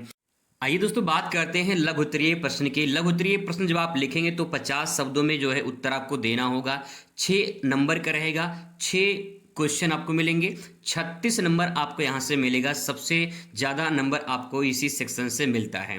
क्वेश्चन कुछ इस प्रकार से रहेंगे, मध्यकालीन यानी मुस्लिम शिक्षा के गुण और दोष बताइए, इस प्रकार से क्वेश्चन पूछा जा सकता है। कोठारी आयोग 1964-66 की प्रमुख सिफारिश क्या थी, ऐसा क्वेश्चन पूछा जा सकता है। फिर इसके बाद यहाँ पे क्वेश्चन आपसे पूछा जाएगा थॉर्नडाइक के प्रभाव के नियम को जो है व्याख्या कीजिए, इस प्रकार से पूछा जाएगा। पर्यावरण शिक्षा की आवश्यकता आज के समय में क्यों है, ऐसा क्वेश्चन पूछा जा सकता है। अंतर्मुखी और बहिर्मुखी व्यक्तित्व में अंतर बताइए। मानसिक स्वास्थ्य को बनाए रखने के लिए खेल कूद भूमिका को स्पष्ट कीजिए, या मध्यकालीन मुस्लिम शिक्षा के गुण और दोष बताइए। तो शुरुआत हम लोग यहाँ से करते हैं, जो आपका यहाँ पे क्वेश्चन पूछा गया है, मध्यकालीन मुस्लिम शिक्षा गुण और दोष। आप इसे चाहें दो तरीके से ले सकते हैं। पहले यहाँ पे देखिए गुण लिखा गया, तो आप यहाँ पे इसको पॉइंट वाइज भी आप कर देना, ताकि जो है बढ़िया पूरा नंबर आपको मिल जाए। जैसे कि इसमें क्या क्या क्वालिटीज थी, तो इस काल में शिक्षा निःशुल्क थी, ये पहला पॉइंट बन जाएगा। यहाँ से साहित्य और इतिहास लेखन का विकास हुआ, ये दूसरा पॉइंट बन जाएगा। मेधावी छात्रों को छात्रवृत्ति दी जाती थी, ये तीसरा पॉइंट बन जाएगा। तो 3 पॉइंट आप इस प्रकार से इसको लिख देना अच्छे तरीके से। इसके बाद यहाँ पे दोष की बात करेंगे, क्या क्या कमियां थी, क्या क्या बुराइयां थी। तो शिक्षा में धार्मिक कट्टरता अधिक थी, ये पहला पॉइंट हो जाएगा। स्त्री शिक्षा की अपेक्षा जो है उपेक्षा की जाती थी और रटने की पद्धति पर बल दिया जाता था, तो यहाँ पे ये दूसरा पॉइंट आपका हो जाएगा। और रटने की पद्धति पर बल दिया जाता था, ये तीसरा पॉइंट आपका यहाँ से हो जाएगा। इसके अलावा लिख सकते हैं साथ ही शिक्षा का मध्यम अरबी फारसी होने का ये आम जनता तक जो है पहुंच से दूर रहा, तो आप ये भी पॉइंट ऐड कर सकते हैं। तो इस प्रकार से लिखना, जैसे मैंने आपको पॉइंट बताया है, पूरा का पूरा नंबर आपको यहाँ से प्राप्त होगा। ठीक है, आगे बात करते हैं। यहाँ पे अगला क्वेश्चन, कोठारी आयोग 1964-66 के बीच में ये आया था, और यहाँ पे प्रमुख इसकी क्या सिफारिशें थी उसके बारे में आपको लिखना है। तो आप लिखेंगे कोठारी आयोग ने भारतीय शिक्षा को आधुनिक बनाने के लिए कई सुझाव दिए थे। इसमें आप पहला पॉइंट लिखेंगे कि राष्ट्रीय विकास के लिए शिक्षा के उत्पादन से जुड़ा होना चाहिए। दूसरा पॉइंट, पूरे देश में 10+2+3 शिक्षा संरचना लागू होना चाहिए, यानी 10वीं तक, फिर इसके बाद 2 आपका +2 लिखा है तो यानी 12th हो जाएगा, आपका +3 लिखा है यानी आपका जो ग्रेजुएशन होता है वो आपका यहाँ पे हो जाएगा। ठीक है, ये संरचना यहाँ पे लागू किया गया है। फिर त्रिभाषा सूत्र यहाँ पे जो है उसको अपनाना है, त्रिभाषा सूत्र को। शिक्षकों की स्थिति, वेतन में सुधार करना चाहिए, विज्ञान गणित शिक्षा को अनिवार्य करना चाहिए। तो इस प्रकार से ये इनका कुछ सिफारिश थी, कुछ इनके सुझाव थे जो यहाँ पे लागू की गई थी। ठीक है, आगे बात करते हैं, अगर क्वेश्चन पर आ जाते हैं, थॉर्नडाइक के प्रभाव के नियम जो है लॉ ऑफ इफेक्ट के व्याख्या करना है, तो इस प्रकार से आपको लिखना है। इसमें लिखेंगे थॉर्नडाइक के अनुसार जब किसी कार्य को करने से व्यक्ति को सुखद परिणाम या संतोष प्राप्त होता है तो वह उस कार्य को बार बार करना चाहता है। सिंपल सी बात है, यानी अगर आप कोई चीज़ खा लिए हैं, ठीक है, तो बार बार वो चीज़ खाने का मन करता, अगर आपको पसंद आया है, आपका फेवरेट बन गया है, ऐसे ही जब कोई चीज़ आपको पसंद हो जाता है तो आप बार बार उसे अपनाना चाहते हैं, बार बार उसे प्राप्त करना चाहते हैं। तो यहाँ पे आप ध्यान रखेंगे कि कोई भी चीज़ हो जो आपको पसंद हो, जो आपको अच्छा लग जाए, ये जिस काम में आपको मजा आए, जैसे कुछ लोग को गेम खेलने में मजा आता है, कुछ लोग को मोबाइल में रील्स देखने में मजा आता है, तो आप उसे क्या करते हैं, बार बार उसे करना चाहते हैं। ठीक है, आगे देखिए, उससे जल्दी सीख लेता है इंसान, बार बार जब करता है तो जल्दी सीख लेता है। इसकी विपरीत देखिए, इसकी उल्टा क्या होता है, यदि कार्य का परिणाम दुखद हो तो असंतोषजनक होता है, तो व्यक्ति उसे दोहराना नहीं चाहता है, और इसके जो है पुरस्कार या दंड का नियम भी कहा जा सकता है। तो इस प्रकार से जो प्रभाव का नियम आप यहाँ पे समझ सकते हैं। 2 लाइन आपको यहाँ पे समझना है। पहला ये कि जिसमें अगर आप कोई काम करते हैं, काम करने के बाद अगर आपका रिजल्ट पॉजिटिव होता है, रिजल्ट पॉजिटिव होता है तो आप उस काम को दोबारा करना चाहेंगे या फिर आगे कंटिन्यू करना चाहेंगे। अगर आपका जो काम है उस काम में निगेटिव थॉट आते हैं या फिर रिजल्ट में कमी आती है या फिर जैसा आप एक्सपेक्ट करते थे वैसा आपको नहीं मिला है, तो आप आगे उसको करना नहीं चाहेंगे। तो यही इसका प्रभाव का नियम है। ठीक है, आई होप आपको समझ में आया होगा। आगे बात करते हैं, नेक्स्ट है पर्यावरण शिक्षा की आवश्यकता आज के समय में क्यों है। बहुत इंपॉर्टेंट है क्वेश्चन, बहुत जरूरी है पर्यावरण शिक्षा आज के डेट में। लिखेंगे क्या इसमें, वर्तमान समय में बढ़ते प्रदूषण, जलवायु परिवर्तन, प्राकृतिक संसाधनों का जो दोहन हो रहा है उसको देखते हुए पर्यावरण शिक्षा अनिवार्य होना चाहिए। पूरी तरह से शिक्षा ऐसा होना चाहिए जो इन्वायरमेंट से जुड़ा हो, ताकि जो है लोग समझें किस प्रकार से जलवायु परिवर्तन हो रहा है, किस प्रकार से प्रदूषण बढ़ रहा है, किस प्रकार से प्राकृतिक का जो संसाधन वो दोहन हो रहा है। ये जागरूक होना चाहिए, लोगों को पता होना चाहिए, तो ऐसा शिक्षा अनिवार्य होना चाहिए। यह लोगों में प्रकृति के प्रति संवेदनशील पैदा करती है, संसाधनों के संरक्षण की आदत डालती है और भावी पीढ़ी, भविष्य की जो पीढ़ी है उसको सुरक्षित बनाती है और स्वच्छ वातावरण प्रदान करती है। इस सब के लिए जो मानव है आज के डेट में उसे जागरूक करना है, तो इसीलिए पर्यावरण शिक्षा अनिवार्य है। ठीक है, इस प्रकार से दोस्तों अगर आप समझ जाएंगे तो अपने शब्दों में भी आप लिख देंगे ना, 100% आपका सही होगा, एक भी पॉइंट नहीं कटेगा। बस लिखने का सही तरीका आपको अगर पता चल जाएगा। ठीक है, आगे क्वेश्चन पे बात करते हैं, अंतर्मुखी या फिर बहिर्मुखी व्यक्तित्व में अंतर बताना है। तो पहले अंतर्मुखी के बारे में जानेंगे, फिर बहिर्मुखी के बारे में जानेंगे। तो अंतर्मुखी में क्या लिखेंगे, इसमें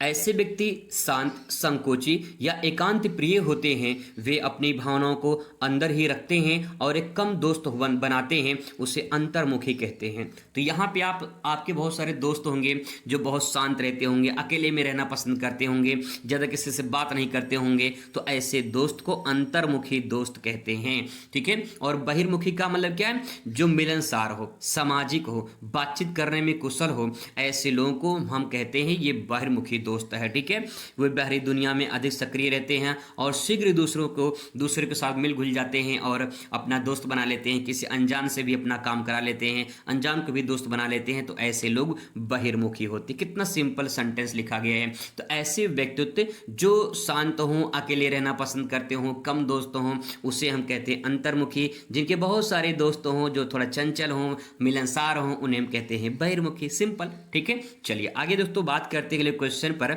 मानसिक स्वास्थ्य को बनाए रखने में खेल कूद की भूमिका क्या है।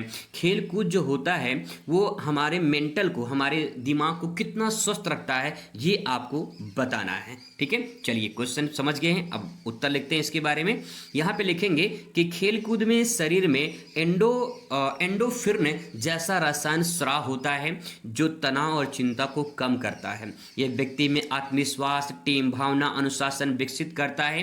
खेल के माध्यम से मन एकाग्र होता है, यानी एक जगह पे केंद्रित होता है। नकारात्मक विचार दूर होते हैं जिससे मानसिक संतुलन बना रहता है।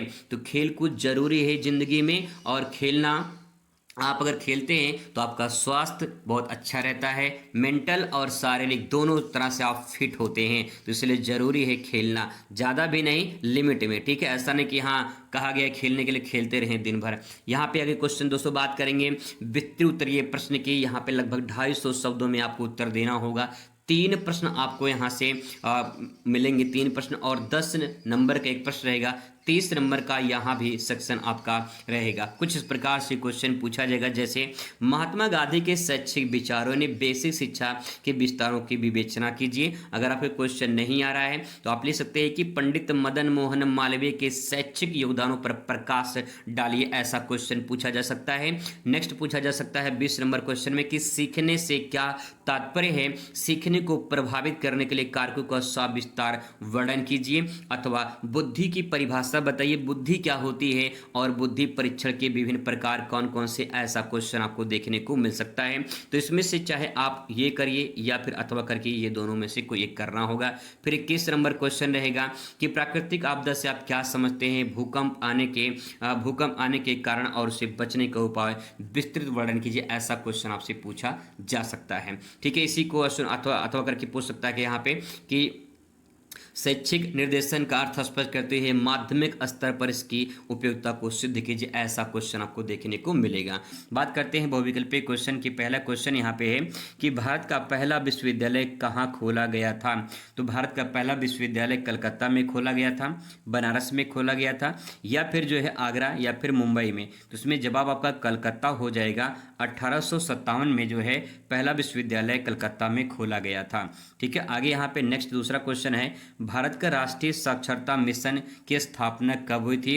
1948 में, 1966 में, 1953 में, 1986 में। तो यही आपका डी वाला यानी चौथा जो ऑप्शन है वही आपका राइट आंसर हो जाएगा।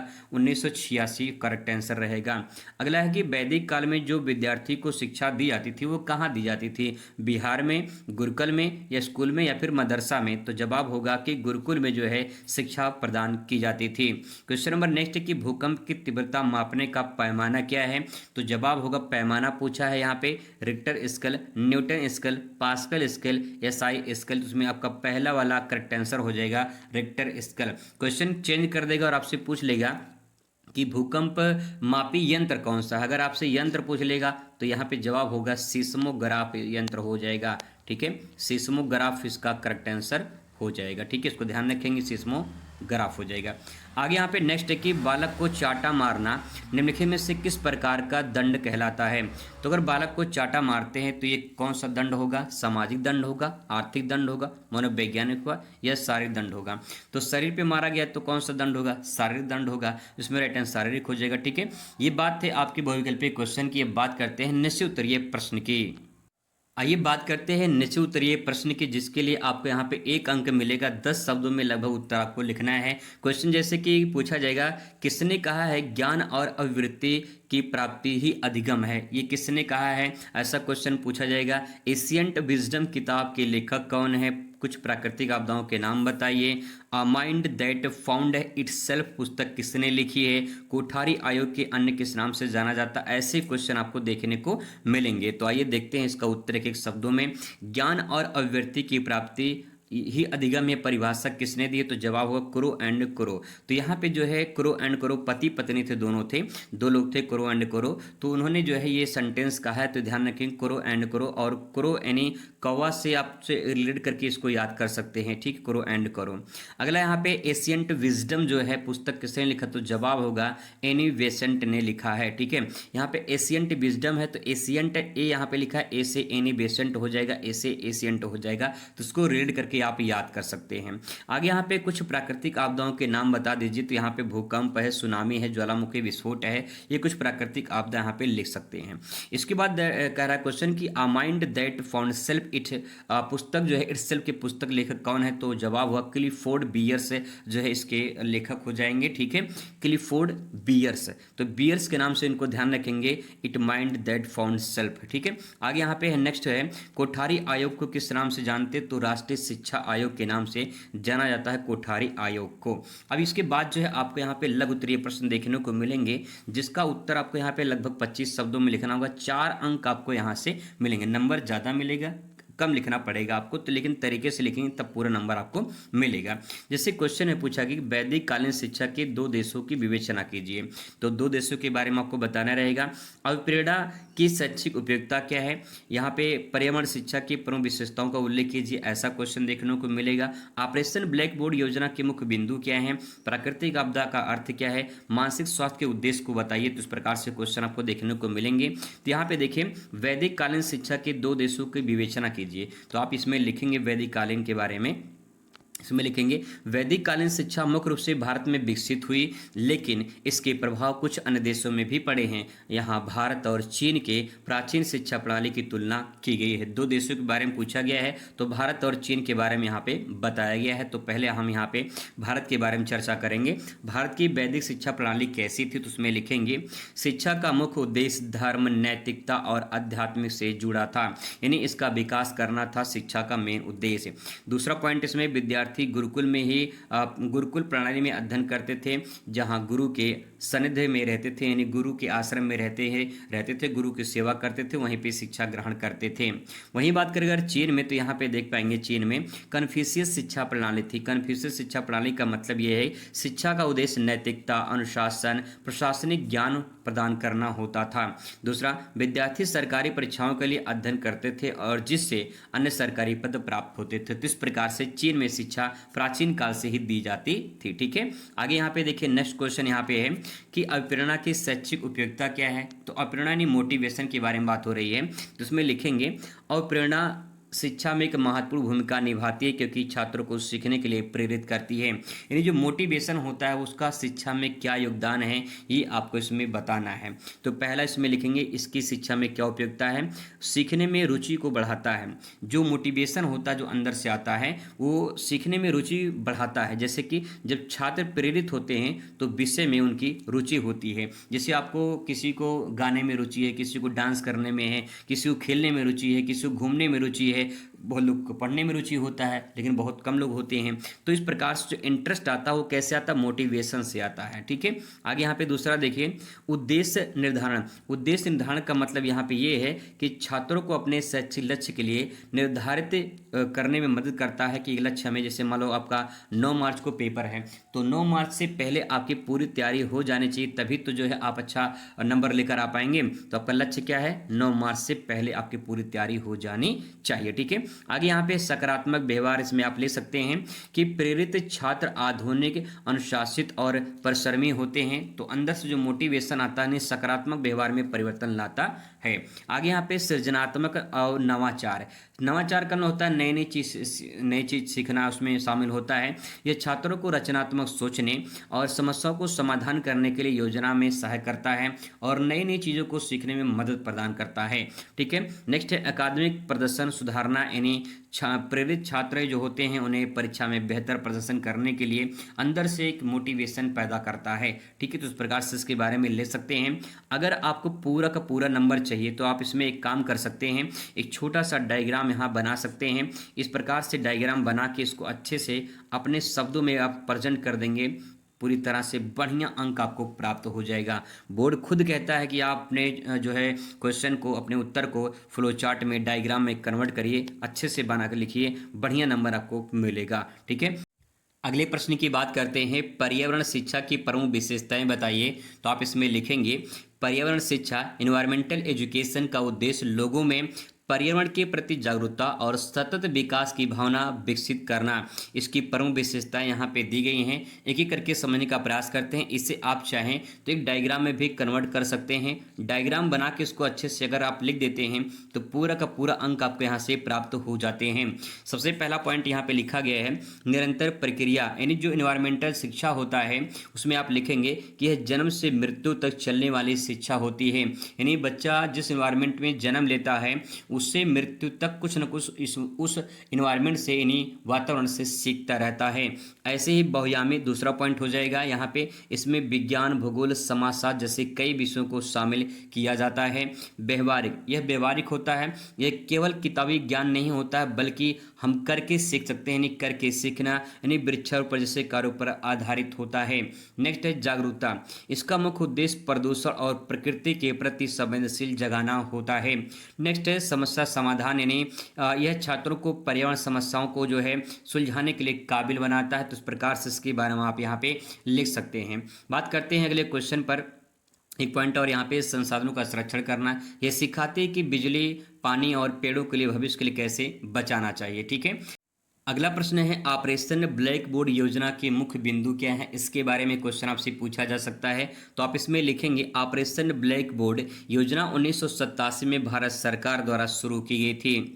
इसके मुख्य बिंदु निम्नलिखित हैं। जैसे पहला पॉइंट है प्राथमिक विद्यालय में न्यूनतम सुविधाएं प्रदान करना, जैसे फर्नीचर, शौचालय, पेयजल, पुस्तकालय, इन सब की व्यवस्था प्रदान करना। दूसरा पॉइंट आप इसमें ले सकते हैं कि प्रत्येक विद्यालय में कम से कम 2 शिक्षक और एक महिला शिक्षक की नियुक्ति होनी चाहिए। नेक्स्ट इसमें है कि शिक्षण सामग्री जैसे कि ब्लैक बोर्ड, शैक्षिक उपकरण, इन सब की भी उपलब्धता होनी चाहिए। नेक्स्ट बालिका शिक्षा को बढ़ावा देने के लिए विशेष उपाय किए जाने चाहिए। तो इस प्रकार से ये इसका उद्देश्य हो जाएगा। ठीक है, कुछ मुख्य बिंदु हो जाएंगे।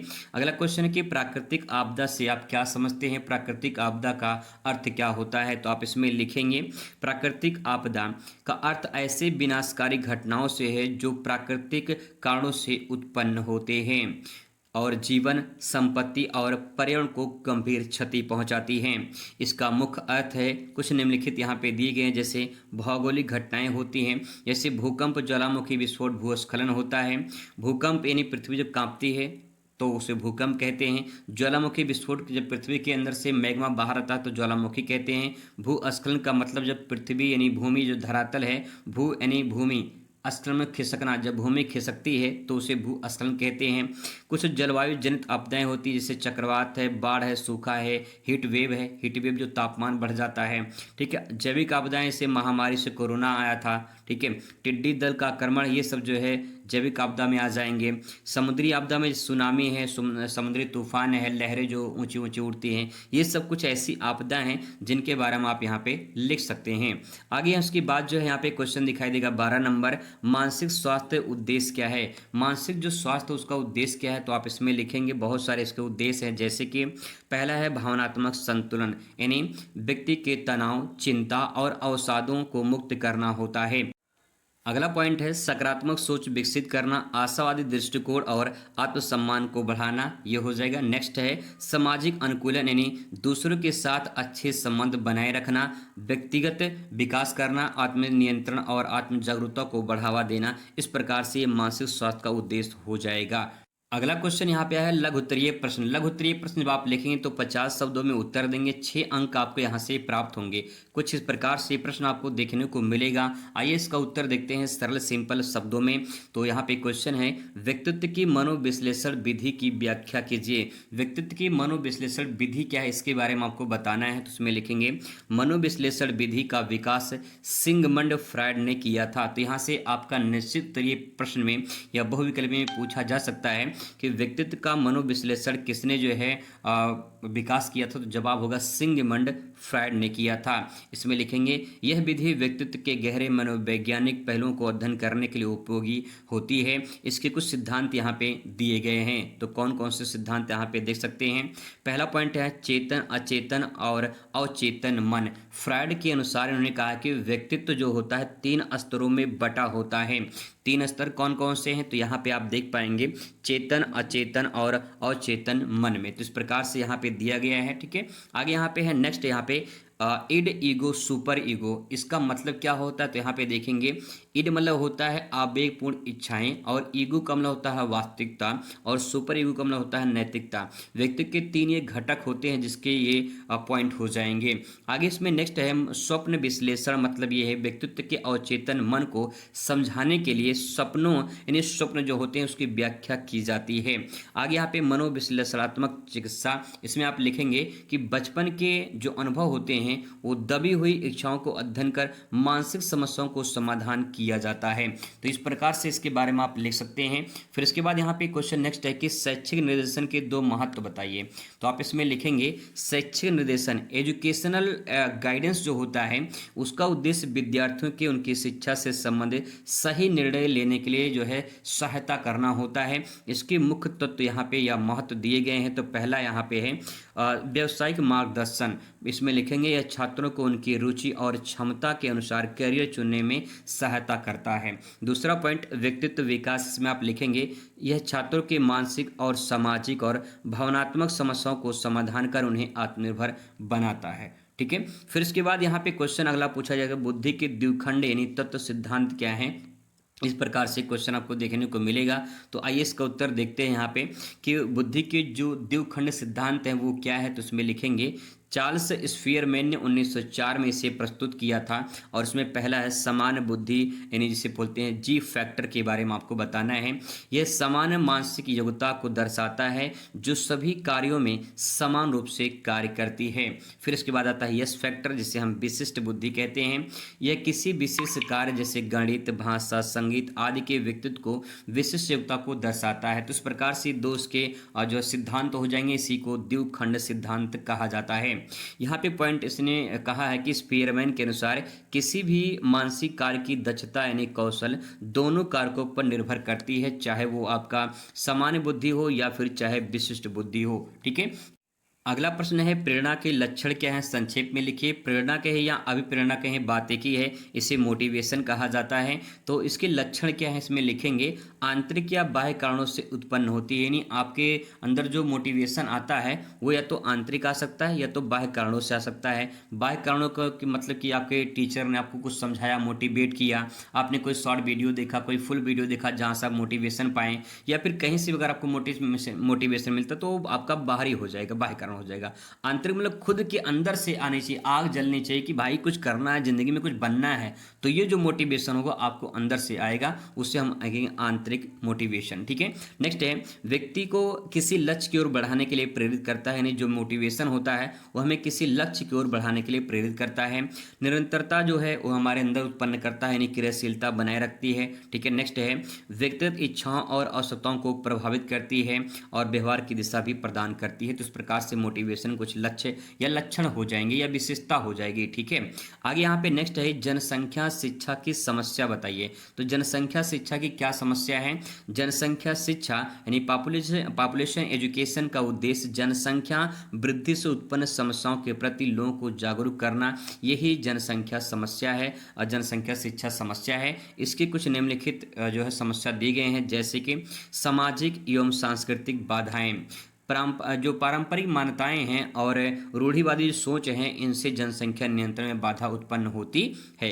अगला है शिक्षा की कमी भी जो है जनसंख्या वृद्धि के दुष्प्रभाव को अभिनय करती है, मतलब कि उसे नकार देती है। दूसरा है महिला सशक्तिकरण की कमी, यानी महिलाओं की शिक्षा और परिवार नियोजन में सीमित अधिकार मिलते रहते हैं। ठीक है। नेक्स्ट पॉइंट इसमें धार्मिक और आर्थिक प्रभाव, कुछ लोग धार्मिक और आर्थिक कारणों से जो है अधिक संतानें जो है चाहते हैं। अगला पॉइंट है सरकारी योजनाओं की कमी, यानी ग्रामीण क्षेत्रों में जनसंख्या शिक्षा के जो है पर्याप्त साधन नहीं उपलब्ध हो पाते हैं, ये भी प्रकार से कमी देखने को मिलती है। अगला प्रश्न यहाँ पे है कि बाढ़ के कारण और प्रभाव बताइए। तो पहले बाढ़ के कारण यहाँ पे देखेंगे क्यों बाढ़ आते हैं।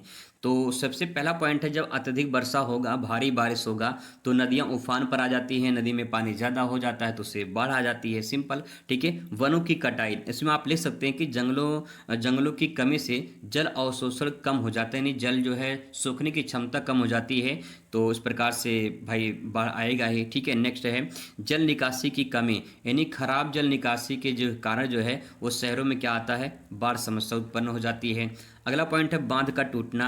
अगर बांध टूट जाता है तो उसके कारण जो है बाढ़ आ सकते हैं, ये सब कारण हो जाएंगे। ठीक है, ग्लोबल वार्मिंग भी सबसे बड़ा कारण माना जाता है, जिससे जलवायु परिवर्तन हो रहा है, समुद्र का स्तर बढ़ रहा है, तो ये सब भी बाढ़ के कारण माने जाते हैं। अब इसके प्रभाव क्या हैं, तो प्रभाव आप यहाँ पे लिख सकते हैं कि इससे जीवन की हानि होती है, यानी बाढ़ में हजारों लोग मारे जाते हैं, धन और जन की जो है हानि होती है, संपत्ति का नुकसान होता है, घर सड़कें फसलें नष्ट हो जाती हैं, स्वास्थ्य समस्याएं उत्पन्न हो जाती हैं, आर्थिक संकट उत्पन्न हो जाता है, पर्यावरण प्रभावित हो जाता है। तो इस प्रकार से अपने सेंटेंस उसके बारे में लिख सकते हैं। सिंपल क्वेश्चन है। इसके बाद यहाँ पे लॉन्ग क्वेश्चन आपका शुरू होगा। लॉन्ग क्वेश्चन जो है 10 नंबर का क्वेश्चन आपको देखने को मिलेगा। कुछ इस प्रकार से प्रश्न देखने को मिलेंगे, जैसे कि माध्यमिक शिक्षा आयोग यानी मोदालियर कमीशन पर संक्षिप्त निबंध लिखिए। अगर आपको वो नहीं आ रहा तो अथवा करके यहाँ पे क्वेश्चन आपको मिल जाएगा, जैसे कि उपलब्धि परीक्षण के संप्रत्यय की व्याख्या कीजिए, बुद्धि और उपलब्धि परीक्षण के जो है अंतर बताइए, ऐसा क्वेश्चन देखने को मिलेगा। 20 नंबर क्वेश्चन कह रहा है कि सीखने की प्रक्रिया को प्रभावित करने वाले कारकों पर प्रकाश डालिए। अथवा के क्वेश्चन यहाँ पे देखने को मिल सकता है, जैसे कि बाढ़ के कारण विवेचना कीजिए और बाढ़ से नुकसान के जो है बचने हेतु क्या उपाय हैं, ये क्वेश्चन पूछा जा सकता है, जो भी ऊपर आप देखे हैं। ठीक है, फिर इसके बाद 21 नंबर क्वेश्चन से में से रुचि का अर्थ स्पष्ट कीजिए। विषय वस्तु में जो है रुचि उत्पन्न करने का महत्वपूर्ण विधि कौन सा है। अथवा करके दिया है कि अधिगम को परिभाषित कीजिए, इसके महत्वपूर्ण विशेषताएं क्या हैं। इस प्रकार से क्वेश्चन पूछा जा सकता है। क्वेश्चन कह रहा है कि निम्नलिखित में से कौन जन्मजात प्रेरक नहीं है। जन्मजात मतलब कि बच्चे जब जन्म लेते हैं तो प्रेरक नहीं है। भूख है, क्रोध है, प्रशंसा है, प्यास है। तो यहाँ पे भूख भी लगती है, क्रोध भी आता है, प्यास भी लगता है, लेकिन प्रशंसा जो है वो आपको मिलता है बाद में जब कोई आप अच्छा काम करते हैं। तो इस प्रकार से समझ के आप आंसर को लिख सकते हैं। आगे यहाँ पे दूसरा क्वेश्चन आ जाता है। दूसरा क्वेश्चन कह रहा है कि निम्नलिखित में से कौन प्राकृतिक आपदा है। प्राकृतिक आपदा का मतलब होता है जो प्रकृति के द्वारा आपदा घटित हो, उसे प्राकृतिक आपदा कहते हैं। तो आग है, बाढ़ है, सूखा है, इसका मतलब इनमें से सभी आंसर सही होगा। नेक्स्ट क्वेश्चन है कि बौद्ध काल में मठों और विहारों में शिक्षा का माध्यम कौन सी भाषा में होता था। फारसी, अंग्रेजी, अरबी, पाली में। तो सभी को पता होगा, यहाँ पे इसका राइट आंसर हो जाएगा आपका पाली भाषा हो जाएगा। आगे बात करते हैं। नेक्स्ट है कि कैंसर रोग किस प्रदूषण का परिणाम है। जल प्रदूषण है, मृदा प्रदूषण, रेडियोधर्मिता प्रदूषण, जो है ध्वनि प्रदूषण। तो इसमें आपका राइट आंसर हो जाएगा रेडियोधर्मिता प्रदूषण। इसके बाद यहाँ पे जो है क्वेश्चन नेक्स्ट है कि प्रेक्षण विधि किसके द्वारा मापन किया जाता है। प्रेक्षण विधि मापन किया जाता है रुचि का, बुद्धि का, व्यक्तित्व का, उपलब्धि का। इसमें सही जवाब का हो जाएगा व्यक्तित्व का, इसमें परीक्षण मापन किया जाता है। तो ये टॉप 5 क्वेश्चन होंगे जो आपके पेपर में हूबहू ऐसे ही आ सकते हैं। बात करते हैं निश्चित उत्तरीय प्रश्न की। कुछ इस प्रकार से आपको निश्चित उत्तरीय प्रश्न देखने को मिलेंगे। 1 अंक आपको यहाँ से प्राप्त होंगे। 10 शब्दों में लगभग आपको उत्तर फिनिश कर देना है। कुछ इस प्रकार से क्वेश्चन पूछे जाएंगे, जैसे कि राष्ट्रीय ओपन स्कूल की स्थापना कब की गई थी। मुस्लिम काल में शिक्षा का प्रारंभ किस संस्कार से होता था। सीखने की कोई एक परिभाषा लिखिए। बुद्धि लब्धि का सूत्र लिखिए। किसने प्रथम महिला महाविद्यालय की स्थापना पुणे 1916 में किया था। इस प्रकार से क्वेश्चन पूछे जाएंगे। तो आइए फटाफट इसका उत्तर देखने कोशिश करते हैं। तो सबसे पहला यहाँ पे राष्ट्रीय ओपन स्कूल की स्थापना कब की गई थी। तो यहाँ पे एक शब्द में आपको लिखना है। थोड़ा सा मैंने यहाँ पे डिटेल में लिखा है ताकि ये क्वेश्चन घुमा दे तो आप जो है अच्छे से उसे समझकर अपने शब्दों में लिख पाए। राष्ट्रीय ओपन स्कूल जो है जिसे हम NIO के नाम से जानते हैं, ये 1989 में इसकी स्थापना की थी। 1989, ठीक है, 1989 में इसकी स्थापना की थी और इसका नाम बदलकर राष्ट्रीय मुक्त विश्वविद्यालय या विद्यालय शिक्षा संस्थान के नाम से कर दिया गया है। NIOS के नाम से कर दिया गया है। ठीक है, पहले NOS के नाम से था, बाद में इसका नाम बदलकर कर दिया गया है NIOS। ठीक है, तो यहाँ पे क्वेश्चन थोड़ा सा चेंज करके पूछ लेता है और उसमें लोग कंफ्यूज जाते हैं, इसलिए मैंने आपको डिटेल में इतना बताया है। आगे बात करते हैं। नेक्स्ट है कि मुस्लिम काल में शिक्षा का प्रारंभ किस संस्कार से होता था। तो इसको भी थोड़ा डिटेल में देखेंगे। मुस्लिम काल शिक्षा जो प्रारंभ होता है बिस्मिल्लाह संस्कार से होता था। यह संस्कार बच्चों के प्रारंभिक शिक्षा शुरू करने के लिए किया जाता था। तो जब आप कहीं निश्चित में उत्तरीय में पूछेगा तो बस आप इतना लिखेंगे बिस्मिल्लाह संस्कार, बस इतना लिखेंगे। ठीक है, लेकिन क्वेश्चन थोड़ा घुमा दे तो यहाँ पे आप समझने का प्रयास करेंगे। यहाँ पे प्रारंभिक शिक्षा शुरू करने के लिए इस संस्कार को जो है किया जाता था। ठीक है, आगे यहाँ पे एक क्वेश्चन कि सीखने की परिभाषा क्या है। सीखने की एक परिभाषा बताइए। तो यहाँ पे दो परिभाषा मैंने लिखा है, दोनों में से कोई एक आप यहाँ पे याद कर सकते हैं। जन्म से मृत्यु तक अधिगम करना ही सीखना कहलाता है। अधिगम का मतलब ही सीखना होता है। तो जब बच्चे जन्म लेते हैं, जन्म से लेकर मृत्यु तक इंसान सीखता ही सीखता है, तो उस प्रक्रिया को हम सीखना कहते हैं, अधिगम कहते हैं। क्वेश्चन चेंज कर देगा, आपसे पूछ लेगा अधिगम किसे कहते हैं या अधिगम को परिभाषित कीजिए। तो सीखने की प्रवृत्ति को अधिगम कहते हैं। ठीक है, सिंपल। आगे यहाँ पे देखिए, स्किनर ने कहा है, किसने कहा है? स्किनर ने कहा है कि सीखना वह प्रक्रिया है जिसके द्वारा व्यवहार में परिवर्तन अनुभव और अभ्यास के परिणाम स्वरूप होता है। यानी जब कोई चीज़ आप सीख लेते हैं तो आपके व्यवहार में परिवर्तन होता है। वो कैसे होता है? आपके अनुभव से होता है और आपके अभ्यास से होता है। तो इस प्रकार से इसका उत्तर आप यहाँ पे लिख सकते हैं। फिर इसके बाद यहाँ पे एक और यहाँ पे जो है मनोवैज्ञानिक है, इनके बारे में आप लिख सकते हैं। क्रो एंड क्रो के शब्दों में सीखना एक ऐसी प्रक्रिया है जिसके माध्यम से व्यक्ति अनुभवों के आधार पर अपने व्यवहार में परिवर्तन करता है। तो इनका और इनका लगभग सेम रहेगा, परिभाषा लगभग सेम है। तो दोनों में से कोई आप याद करके लिख सकते हो अपनी कॉपी में, पूरा नंबर आपको मिलेगा। पांचवा नंबर क्वेश्चन है कि बुद्धि लब्धि का सूत्र बताइए। तो आप इसमें लिखेंगे बुद्धि लब्धि बराबर मानसिक आयु बटे वास्तविक आयु गुणे यहाँ पे 100 हो जाएगा, 100 हो जाएगा। इसको बॉक्स में कर देंगे, बस इसका सूत्र हो जाएगा इस प्रकार से। ठीक है, सूत्र पूछा था, बहुत ही मोस्ट इंपॉर्टेंट क्वेश्चन, इसको ध्यान रखेंगे। आगे है नेक्स्ट, किसने प्रथम महिला महाविद्यालय की स्थापना पुणे में 1916 में किया था? तो यहाँ पे जवाब होगा डीडी के कर्वे ने 1916 में पुणे में प्रथम महाविद्यालय की स्थापना की थी। यहाँ से 3 क्वेश्चन बनेगा। पहला कि पहला महाविद्यालय की स्थापना कहाँ हुआ था? पुणे में हुआ था। दूसरा, कब हुआ था? 1916 में हुआ था। किसने किया था? डीडी कर्वे ने किया था। किसने? डीडी कर्वे ने। तो आप इसे दीदी कर्वे के नाम से याद कर सकते हैं, दीदी के कर्वे। ठीक है, दीदी के कर्वे, इस प्रकार से आप याद कर सकते हैं। तो यहाँ पे 3 क्वेश्चन बनेगा, तीनों अलग अलग तरीके से पूछा जा सकता है, तो इसलिए ध्यान रखेंगे। तीनों एक साथ मैंने यहाँ पे समावेश कर दिया है। ठीक है, अब बात करेंगे यहाँ पे अति लघुत्तरीय प्रश्न की, जिसका उत्तर आप लिखेंगे तो 4 अंक आपको यहाँ से मिलेंगे। 25 शब्दों में लगभग उत्तर लिखना पड़ेगा, आधा पेज में पूरा आपको आंसर करना है, तब जाके पूरा नंबर मिलेगा। ठीक है, कुछ इस प्रकार से क्वेश्चन आपको देखने को मिलेंगे, जैसे कि मानसिक स्वास्थ्य का अर्थ को स्पष्ट कीजिए, उपलब्धि परीक्षण को संक्षेप में लिखिए, प्रेरणा के लक्षण क्या है, मानसिक स्वास्थ्य विज्ञान के मुख्य उद्देश्य बताइए, बुद्धि और ज्ञान में अंतर बताइए, सीखने के प्रभाव के नियम को स्पष्ट कीजिए। इस प्रकार से क्वेश्चन देखने को मिलेंगे। आइए फटाफट इनका उत्तर देखते हैं शॉर्ट में। सबसे पहले यहाँ पे मानसिक स्वास्थ्य का अर्थ यहाँ पे हेडिंग डाल देंगे और उसके बारे में लिखेंगे। मानसिक स्वास्थ्य व्यक्ति की भावनात्मक, मानसिक और सामाजिक कल्याण की स्थिति है जिसमें वह तनाव का सामना कर सके, प्रभावी ढंग से सोच सके, निर्णय ले सके और जीवन को चुनौतियों को संतुलित संभाल सके। तो यहाँ पे मानसिक स्वास्थ्य का मतलब अगर इसे अपने शब्दों में आपको लिखना है तो बस इतना आप समझिए कि जब आपका दिमाग, बुद्धि आपका स्वस्थ रहेगा तो आप कुछ भी सोच सकते हैं, सही गलत का फैसला ले सकते हैं, आपको लाइफ में करना क्या है उसका डिसीजन ले सकते हैं। तो ये जो आप काम कर रहे हो कैसे कर रहे हैं? जब आपका मानसिक यानी जब आपका बुद्धि स्वस्थ है, आप पूरी तरह से स्वस्थ हैं। ठीक है, तो इस प्रकार से अपने शब्दों में आप इसे लिख सकते हैं। आगे बात करते हैं, क्वेश्चन नेक्स्ट है कि उपलब्धि परीक्षण क्या होता है? तो यहाँ पे आप उपलब्धि परीक्षण हेडिंग डाल देंगे और इसके बारे में आप यहाँ पे लिखेंगे कि उपलब्धि परीक्षण वह परीक्षण है जो किसी व्यक्ति के विशिष्ट विषयों या कौशल में प्राप्त योग्यता को मापता है। इसे शैक्षिक परीक्षाओं में उपयोग किया जाता है, जैसे बोर्ड परीक्षा, प्रतियोगी परीक्षा। ये आपका उपलब्धि परीक्षण हो गया।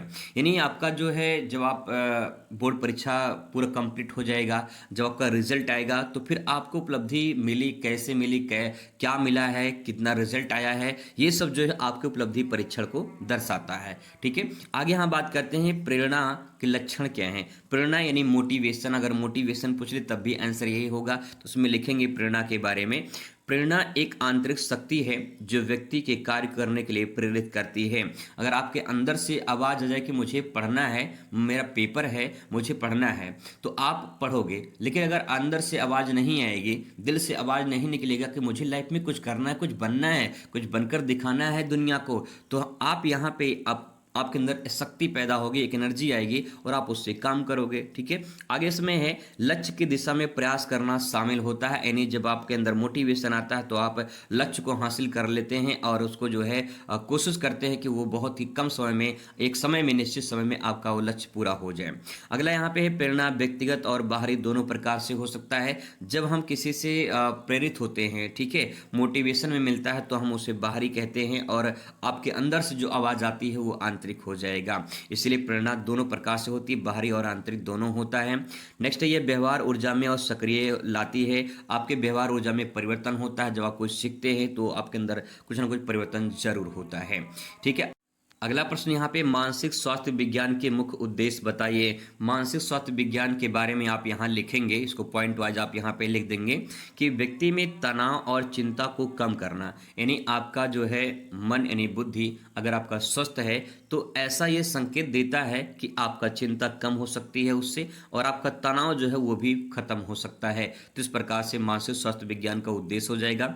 दूसरा, भावनात्मक संतुलन बनाए रखता है। ठीक है, नेक्स्ट है आत्मा स्वीकृत और आत्मसम्मान को बढ़ाता है। चौथा पॉइंट, सामाजिक रूप से सकारात्मक संबंध को स्थापित करता है। मानसिक विकारों को पहचानना और उनका समाधान करना, ये सब मानसिक स्वास्थ्य विज्ञान के अंतर्गत आता है। तो अगर आप पूरी तरह से स्वस्थ हैं, मेंटल से फिट हैं, तो आप कोई भी आसानी से काम कर सकते हैं, सही गलत को पहचान कर सकते हैं, लाइफ में क्या करना है उसका डिसीजन ले सकते हैं। ये सब प्रक्रिया आप इसमें शामिल कर सकते हैं। ठीक है, आगे यहाँ पे बात करते हैं बुद्धि और ज्ञान में अंतर क्या होता है, बुद्धि क्या होती है और ज्ञान क्या होता है। तो आइए जानते हैं, बहुत सारे अंतर हैं यहाँ पे। तो इस प्रकार से चार्ट में समझने का प्रयास करेंगे। इसका उत्तर जो है आप ऐसे ही लिखेंगे डिवाइड करके, इस प्रकार से बढ़िया रहेगा, पूरा नंबर आपको मिलेगा। तो पहले बुद्धि के बारे में समझते हैं। बुद्धि क्या होता है? यह समस्याओं को हल करने की क्षमता होती है, यानी जो भी समस्या आपके लाइफ में आई है अगर आप उसे हल कर लेते हैं तो उसे हम बुद्धि, इंटेलिजेंस कहते हैं। पहला पॉइंट। दूसरा देखिए यहाँ पे ज्ञान में नॉलेज, यह जानकारी और तथ्यों का संग्रह होता है। यानी कहने का मतलब ये है कि जब कोई चीज़ आप पढ़ते हैं तो पढ़ने के बाद जो है जो आपको जानकारी मिली, जो आपको तथ्य मतलब कि सही तरीके से जानकारी मिली, वो आपके पास नॉलेज हो गया, ज्ञान हो गया। लेकिन बुद्धि क्या होता है, वो हमें ये बताता है कि कोई समस्या है तो उसका हल कैसे किया जाए। जैसे मान लो अगर आप मैथ लगा रहे हैं तो मैथ में अगर कोई दिक्कत हो रही है तो आप उस मैथ को तब लगा पाएंगे जब आपकी बुद्धि पूरी तरह से फिट होगी, काम करेगी, है ना, तभी तो आपको ज्ञान होगा। यानी बुद्धि से ही क्या होता है, ज्ञान होता है, सिंपल। ठीक है, आगे देखिए। नेक्स्ट है बुद्धि जो होती है जन्मजात और मानसिक क्षमता होती है। बुद्धि जो होती है जन्मजात होती है, जैसा जैसा इंसान धीरे धीरे बच्चा विकसित होता है उसकी बुद्धि और डेवलप होती चली जाती है। ठीक है, नेक्स्ट जो ज्ञान होता है ये अनुभव और अध्ययन से अर्जित किया जाता है। सिंपल सी बात है, आप जितना अध्ययन करेंगे उतना ही आपको क्या होगा, ज्ञान होगा। ठीक है, नेक्स्ट है यह नवाचार और तर्क पर आधारित होती है। नवाचार करना होता है नई नई चीज सीखना, यानी बुद्धि क्या करती है, बच्चे छोटे बच्चे क्या करते हैं, जैसे छोटे छोटे बच्चे होते हैं वो कुछ ना कुछ करते रहते हैं, कुछ ना कुछ करते रहते हैं, क्योंकि उनको इंटरेस्ट ये है क्या चीज़, तो उसको सीखने का प्रयत्न करते हैं। तो यहाँ पे नई नई चीज़ सीखना ये बुद्धि के द्वारा ही होता है, और यह याद रखने की, समझने के जो है संबंधित होता है। नहीं, आपका ज्ञान कितना है वो डिपेंड करता है कि आपको याद कितना है, और याद तब होगा जबकि बुद्धि आपकी अच्छी होगी। ठीक है, ठीक ठाक होगी, स्वस्थ होगी। आगे यहाँ पे उदाहरण के तौर पे ले सकते हैं, जैसे गणित के कठिन सवालों को हल करना ये अपनी बुद्धि से आप कर सकते हैं।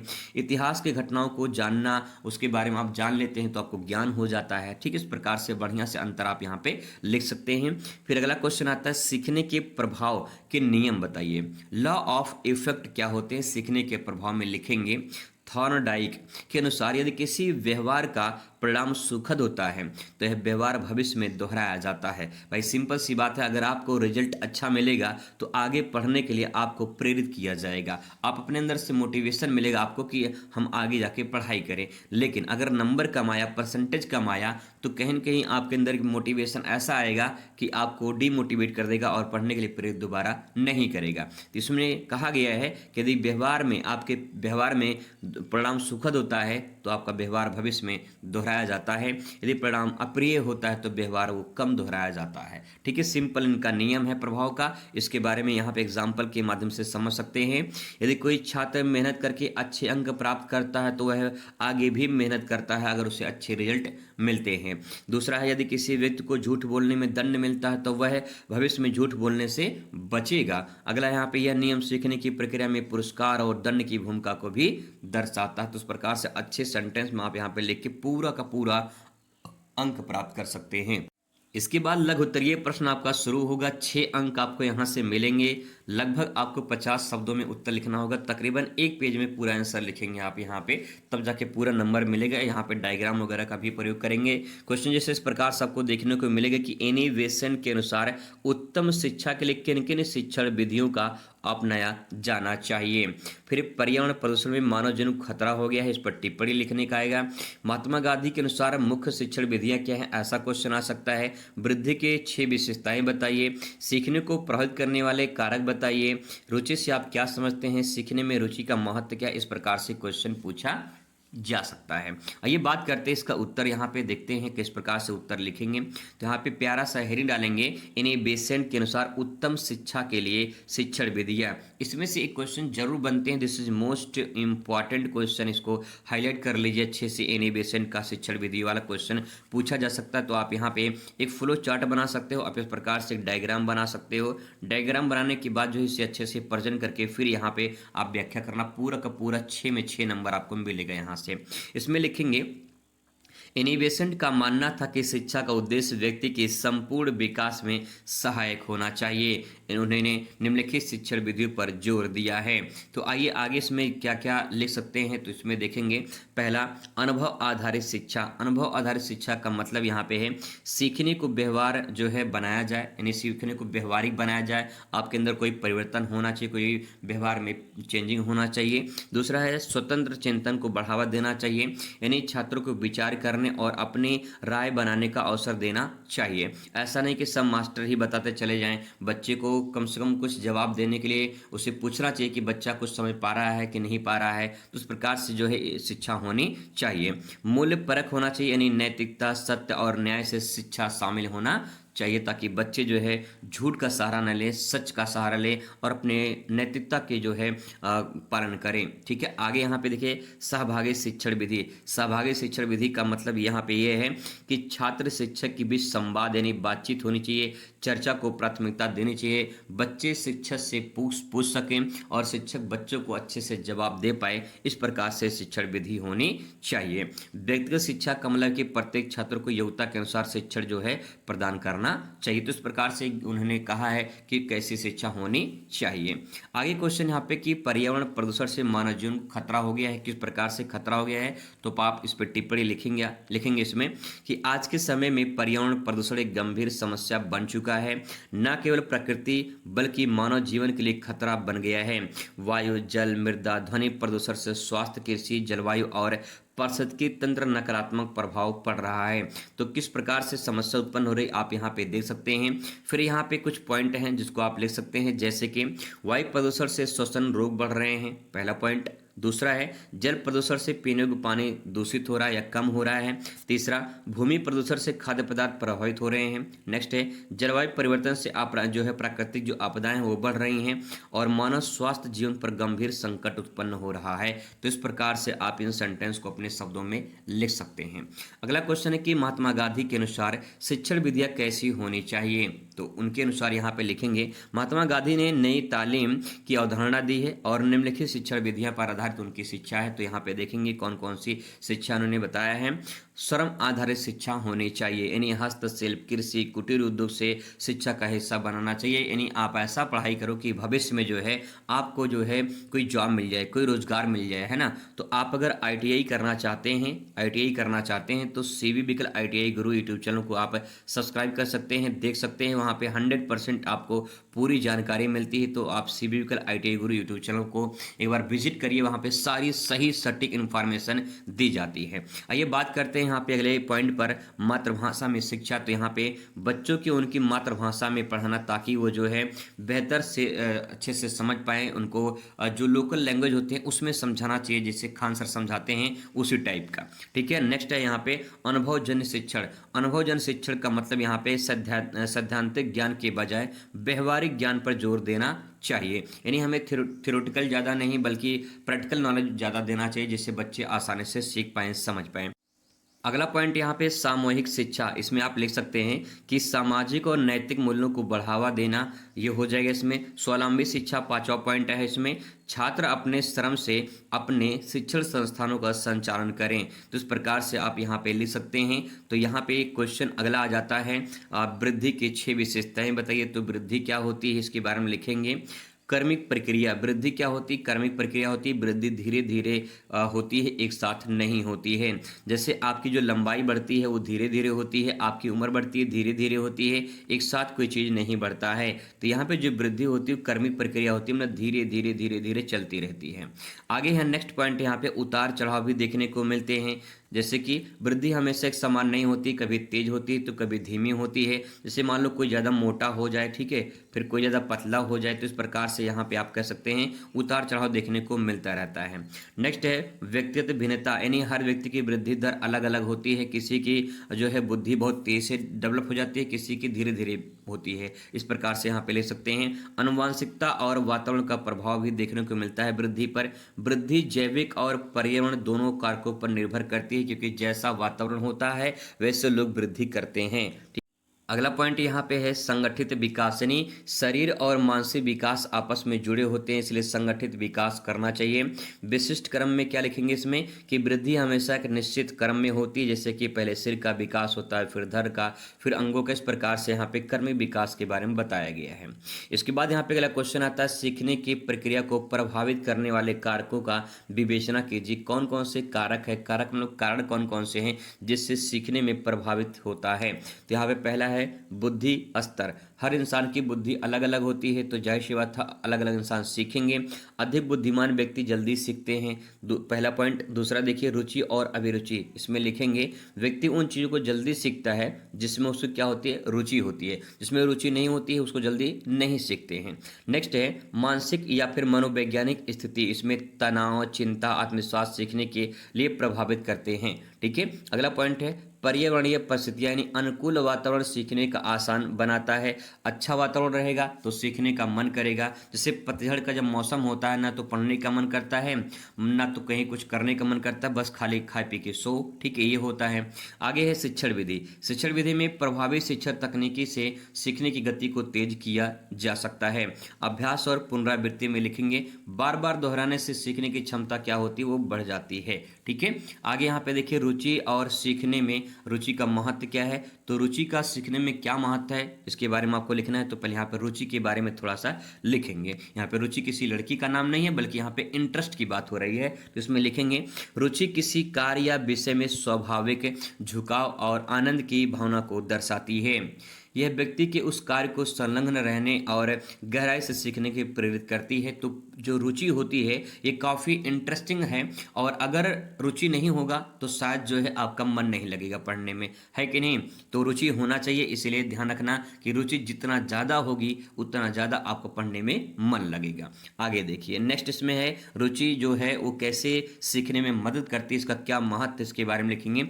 सक्रिय भागीदारी होती है, जैसे कि रुचि होने पर छात्र ध्यान देते हैं और उत्साह के साथ जो है सीखते हैं।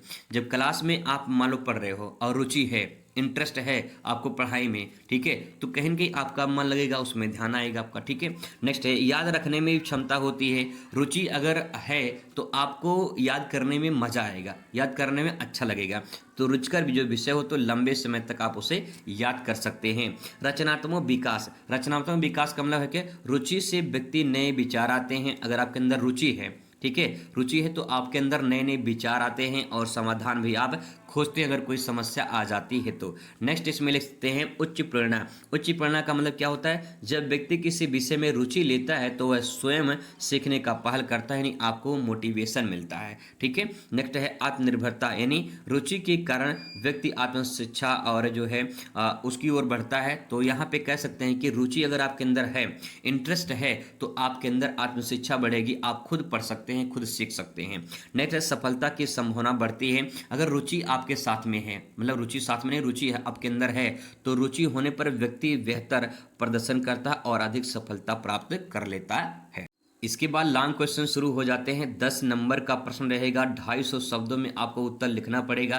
तकरीबन 2 से लेकर 2.5 पेज में पूरा आंसर आपको कंप्लीट करना होगा। बहुत ही मोस्ट इंपॉर्टेंट क्वेश्चन, आप इन्हें जरूर से जरूर तैयार करें। वैदिक और बौद्ध काल शिक्षा का तुलना करना है, यहाँ पे क्वेश्चन पूछा जा सकता है। और इस प्रकार के 100% एक क्वेश्चन आपके पेपर में जरूर आते हैं, जैसे कि प्राचीन एवं मध्यकालीन शिक्षा जो शैक्षिक विशेषता उसकी तुलना निम्नलिखित बिंदुओं में कीजिए। इस प्रकार से क्वेश्चन आते हैं, तो इसको आप जरूर से जरूर तैयार करें। अथवा करके क्वेश्चन पूछा जा सकता है कि पर्यावरण प्रदूषण के कार्य की सूची बनाइए और उसको रोकने के उपाय बताइए। ऐसा क्वेश्चन देखने को मिलेगा। मानसिक स्वास्थ्य विज्ञान के बारे में क्वेश्चन पूछा जा सकता है। फिर यहाँ पे थॉर्नडाइक ने जो है सीखने के नियम क्या बताए हैं, पर्यावरण प्रदूषण के ऊपर जो है क्वेश्चन पूछा जा सकता है। तो पहला प्रश्न यहाँ पे है, कह रहा कि बौद्ध काल में मठों एवं विहारों में शिक्षा का माध्यम कौन सी भाषा में होती थी। तो कौन सी भाषा में होती थी, फारसी, अरबी, अंग्रेजी, पाली भाषा में। तो इसमें सही जवाब का हो जाएगा बौद्ध काल में पाली भाषा में होती थी। राइट आंसर इसमें चौथा हो जाएगा। आगे है दूसरा क्वेश्चन यहाँ पे, कैंसर रोग किस प्रदूषण का परिणाम होता है। जल प्रदूषण, मृदा प्रदूषण, रेडियोधर्मिता प्रदूषण या फिर ध्वनि प्रदूषण। इसमें आपका राइट आंसर हो जाएगा तीसरा वाला, रेडियोधर्मिता प्रदूषण, इसमें करेक्ट आंसर हो जाएगा। क्वेश्चन नंबर तीसरा इसके बाद है, यहाँ पे कह रहा है कि अपव्यय है, अपव्यय और अवरोधन शिक्षा किस स्तर की प्रमुख समस्या है। प्राथमिक, माध्यमिक, उच्च या फिर प्रौढ़ शिक्षा। तो जवाब इसमें हो जाएगा ये प्राथमिक शिक्षा का करेक्ट आंसर हो जाएगा। अगला क्वेश्चन है कि प्रयास एवं त्रुटि सिद्धांत में थॉर्नडाइक ने किस जानवर का प्रयोग किया था।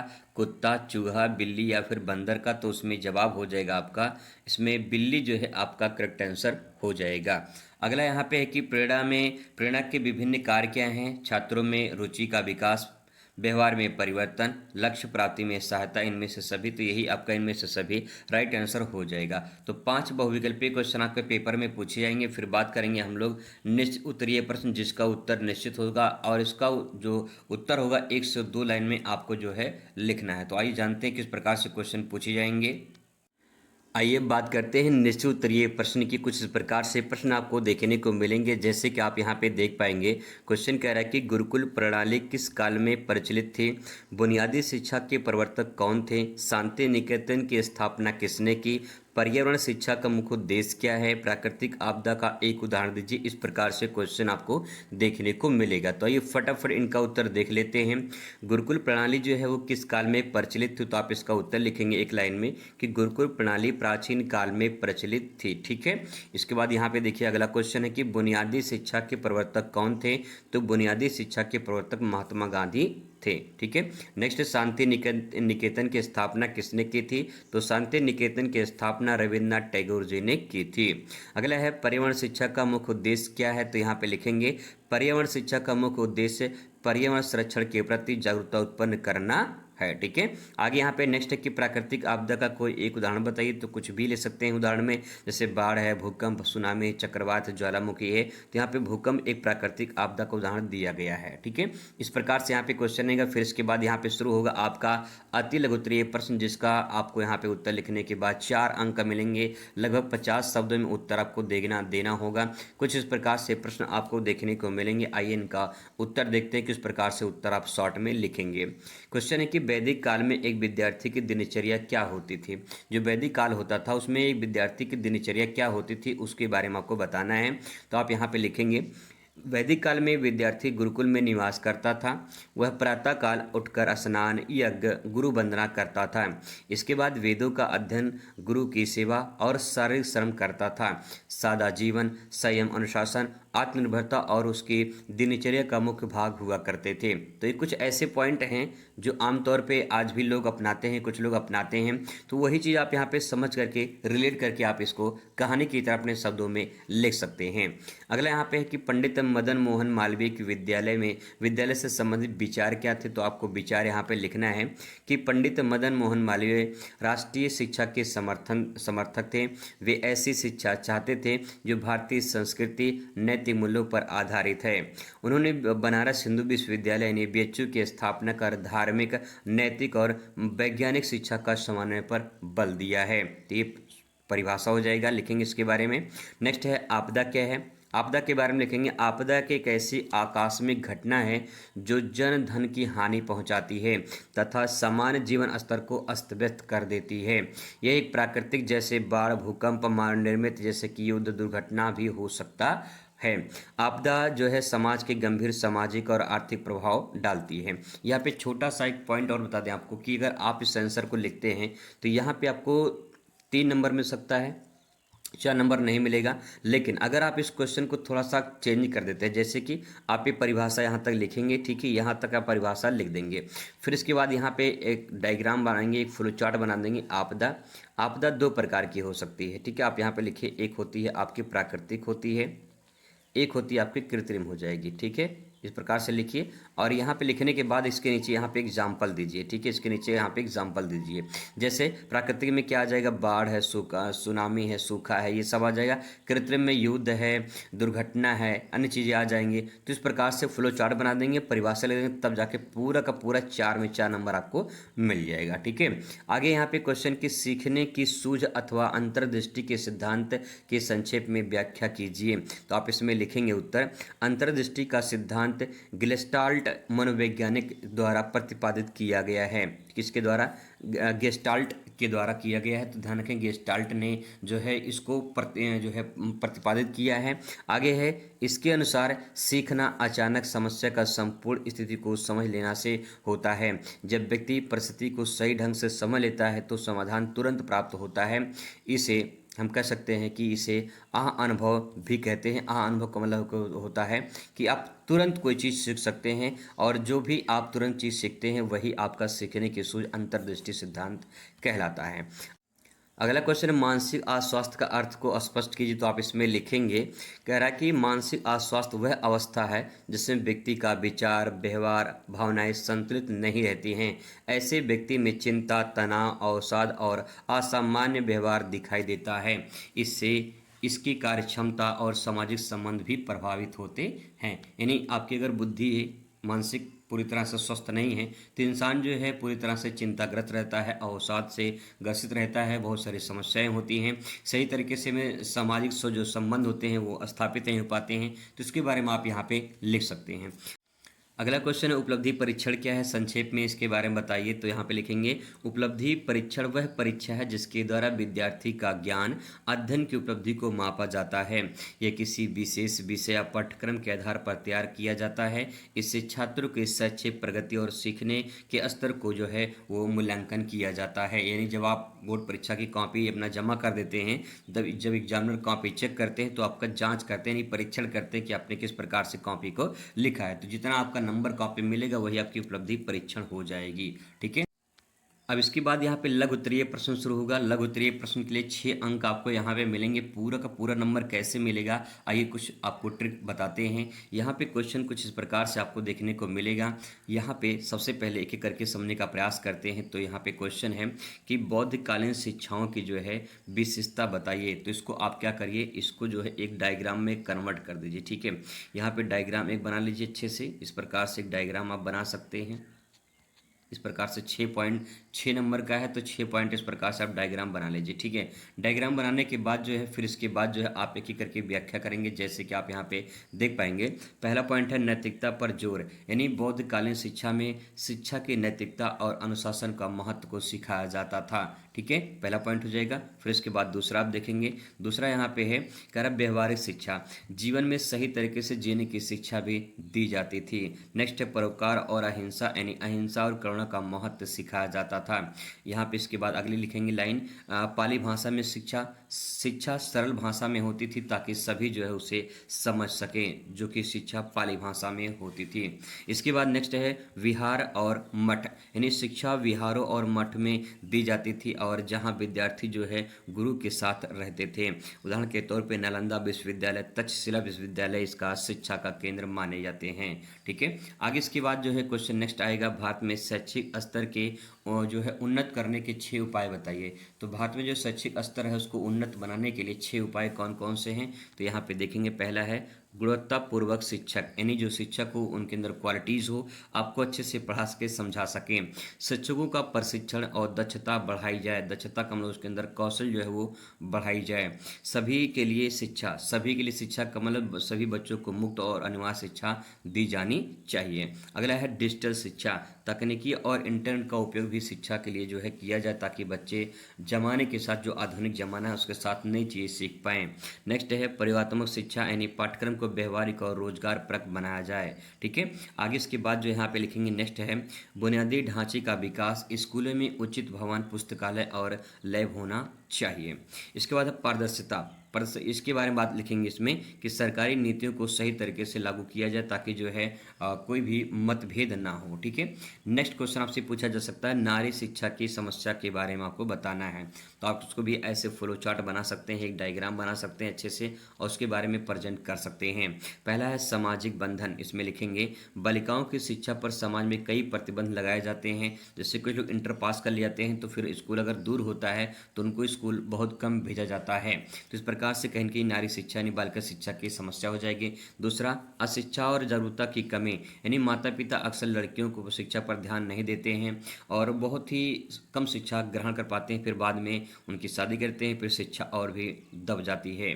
नेक्स्ट इसके बाद यहाँ पे अगला है आर्थिक समस्याएं, इसमें आप लिखेंगे कि गरीब के कारण लड़कियां स्कूल जो है नहीं जा पाती हैं, कई लोग जो है स्कूल छोड़ देते हैं, तो ये आर्थिक समस्या हो जाएगी।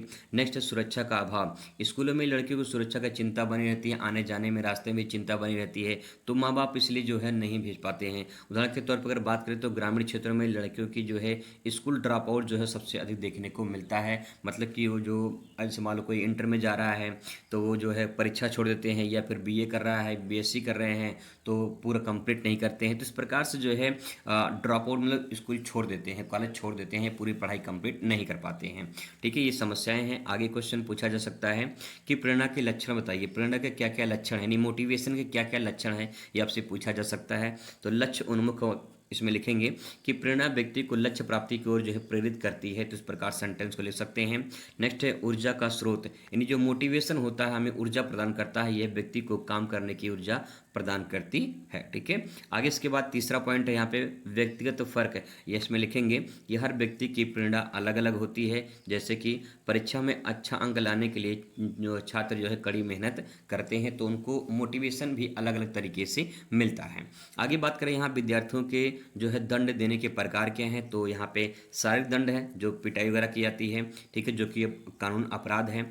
मौखिक दंड है जैसे फटकार लगाना वगैरह हो गया। सामाजिक दंड है जैसे कि बाकी छात्रों के सामने शर्मिंदा करना। ठीक है, आगे यहाँ पे है सकारात्मक दंड, जैसे कि गलती सुधारने के लिए जो है अतिरिक्त कार्य उसको दे दिया जाए। उदाहरण के तौर पे होमवर्क ना करने पर छात्रों को 5 बार होमवर्क लिखने के लिए कहा गया, तो ये क्या है, दंड है। तो कुछ ऐसे दंड हैं जिनके बारे में आप यहाँ पे लिख सकते हैं। फिर क्वेश्चन अगला आता है कि वृद्धि की विशेषताएं बताइए, तो 6 विशेषताएं आपको बताना है। देखिए, जीवन भर चलने वाली प्रक्रिया होती है वृद्धि, यानी वृद्धि जन्म से लेकर मृत्यु तक कुछ ना कुछ होती रहती है। नेक्स्ट है अलग अलग दरें, यानी हर व्यक्ति की वृद्धि भी अलग अलग होती है, कोई बहुत ज़्यादा जल्दी ग्रोथ कर जाता है, कोई बहुत कम धीरे धीरे ग्रोथ करते हैं। ठीक है, नेक्स्ट है समग्र प्रक्रिया, मतलब इसमें शारीरिक और मानसिक और सामाजिक सभी प्रकार की वृद्धि देखने को मिलती है। ठीक है, आगे इसके बाद है नेक्स्ट आंतरिक और बाहरी कारक होते हैं, जैसे कि वृद्धि अनुवांशिक और पर्यावरण पर भी निर्भर करता है। जैसा अनुवांशिक होगा, जैसा लक्षण होगा, जैसा इन्वायरमेंट होगा, वैसे लोग वृद्धि करते हैं। क्रमबद्ध वृद्धि, वृद्धि जो होती है वो धीरे धीरे होती है, क्रम के अनुसार होती है। ठीक है, आगे यहाँ पे नेक्स्ट पॉइंट है लिंग अनुपात या फिर लिंग भिन्नता कह सकते हैं। लड़के और लड़कियों में वृद्धि अलग अलग देखने को मिलती है। कोई भी बहुत सारे बच्चियां होती हैं जल्दी बड़ी हो जाती हैं, बहुत सारे बच्चे होते हैं धीरे लड़के हो जो होते हैं धीरे धीरे बड़े होते हैं, तो वहाँ पे जो कहीं न कहीं अंतर देखने को मिलता है। एक बच्चा धीरे धीरे चलना बोलना सोचने की क्षमता जो है विकसित करता है। फिर इसके बाद यहाँ पे लॉन्ग क्वेश्चन आएगा। लॉन्ग क्वेश्चन में कुछ इस प्रकार से क्वेश्चन देखने को मिलेंगे, जैसे कि वैदिक और जो है बौद्धकालीन शिक्षा की तुलना कीजिए, अथवा करके दिया है कि बाढ़ के कारण की विवेचना कीजिए और बाढ़ से होने वाले नुकसान के बारे में आप कुछ उपाय बताइए। ठीक है, बचने के लिए कुछ उपाय बताइए, इस प्रकार से क्वेश्चन पूछा जा सकता है। नेक्स्ट इसमें सीखने की प्रक्रिया को प्रभावित करने वाले कारकों की विवेचना कीजिए, और अथवा करके पूछ सकता है कि उपलब्धि परीक्षण के संप्रत्यय की व्याख्या कीजिए, बुद्धि और उपलब्धि परीक्षण में अंतर बताइए। ऐसा भी क्वेश्चन देखने को मिलेगा। 21 नंबर क्वेश्चन पूछा जा सकता है, जैसे कि माध्यमिक शिक्षा आयोग यानी मुदालियर कमीशन पर संक्षिप्त निबंध लिखिए। इस प्रकार से भी क्वेश्चन बनते हैं। और पर्यावरण शिक्षा के उद्देश्य के महत्व को जो है विवेचना कीजिए, ऐसा भी क्वेश्चन आपको देखने को मिलेगा।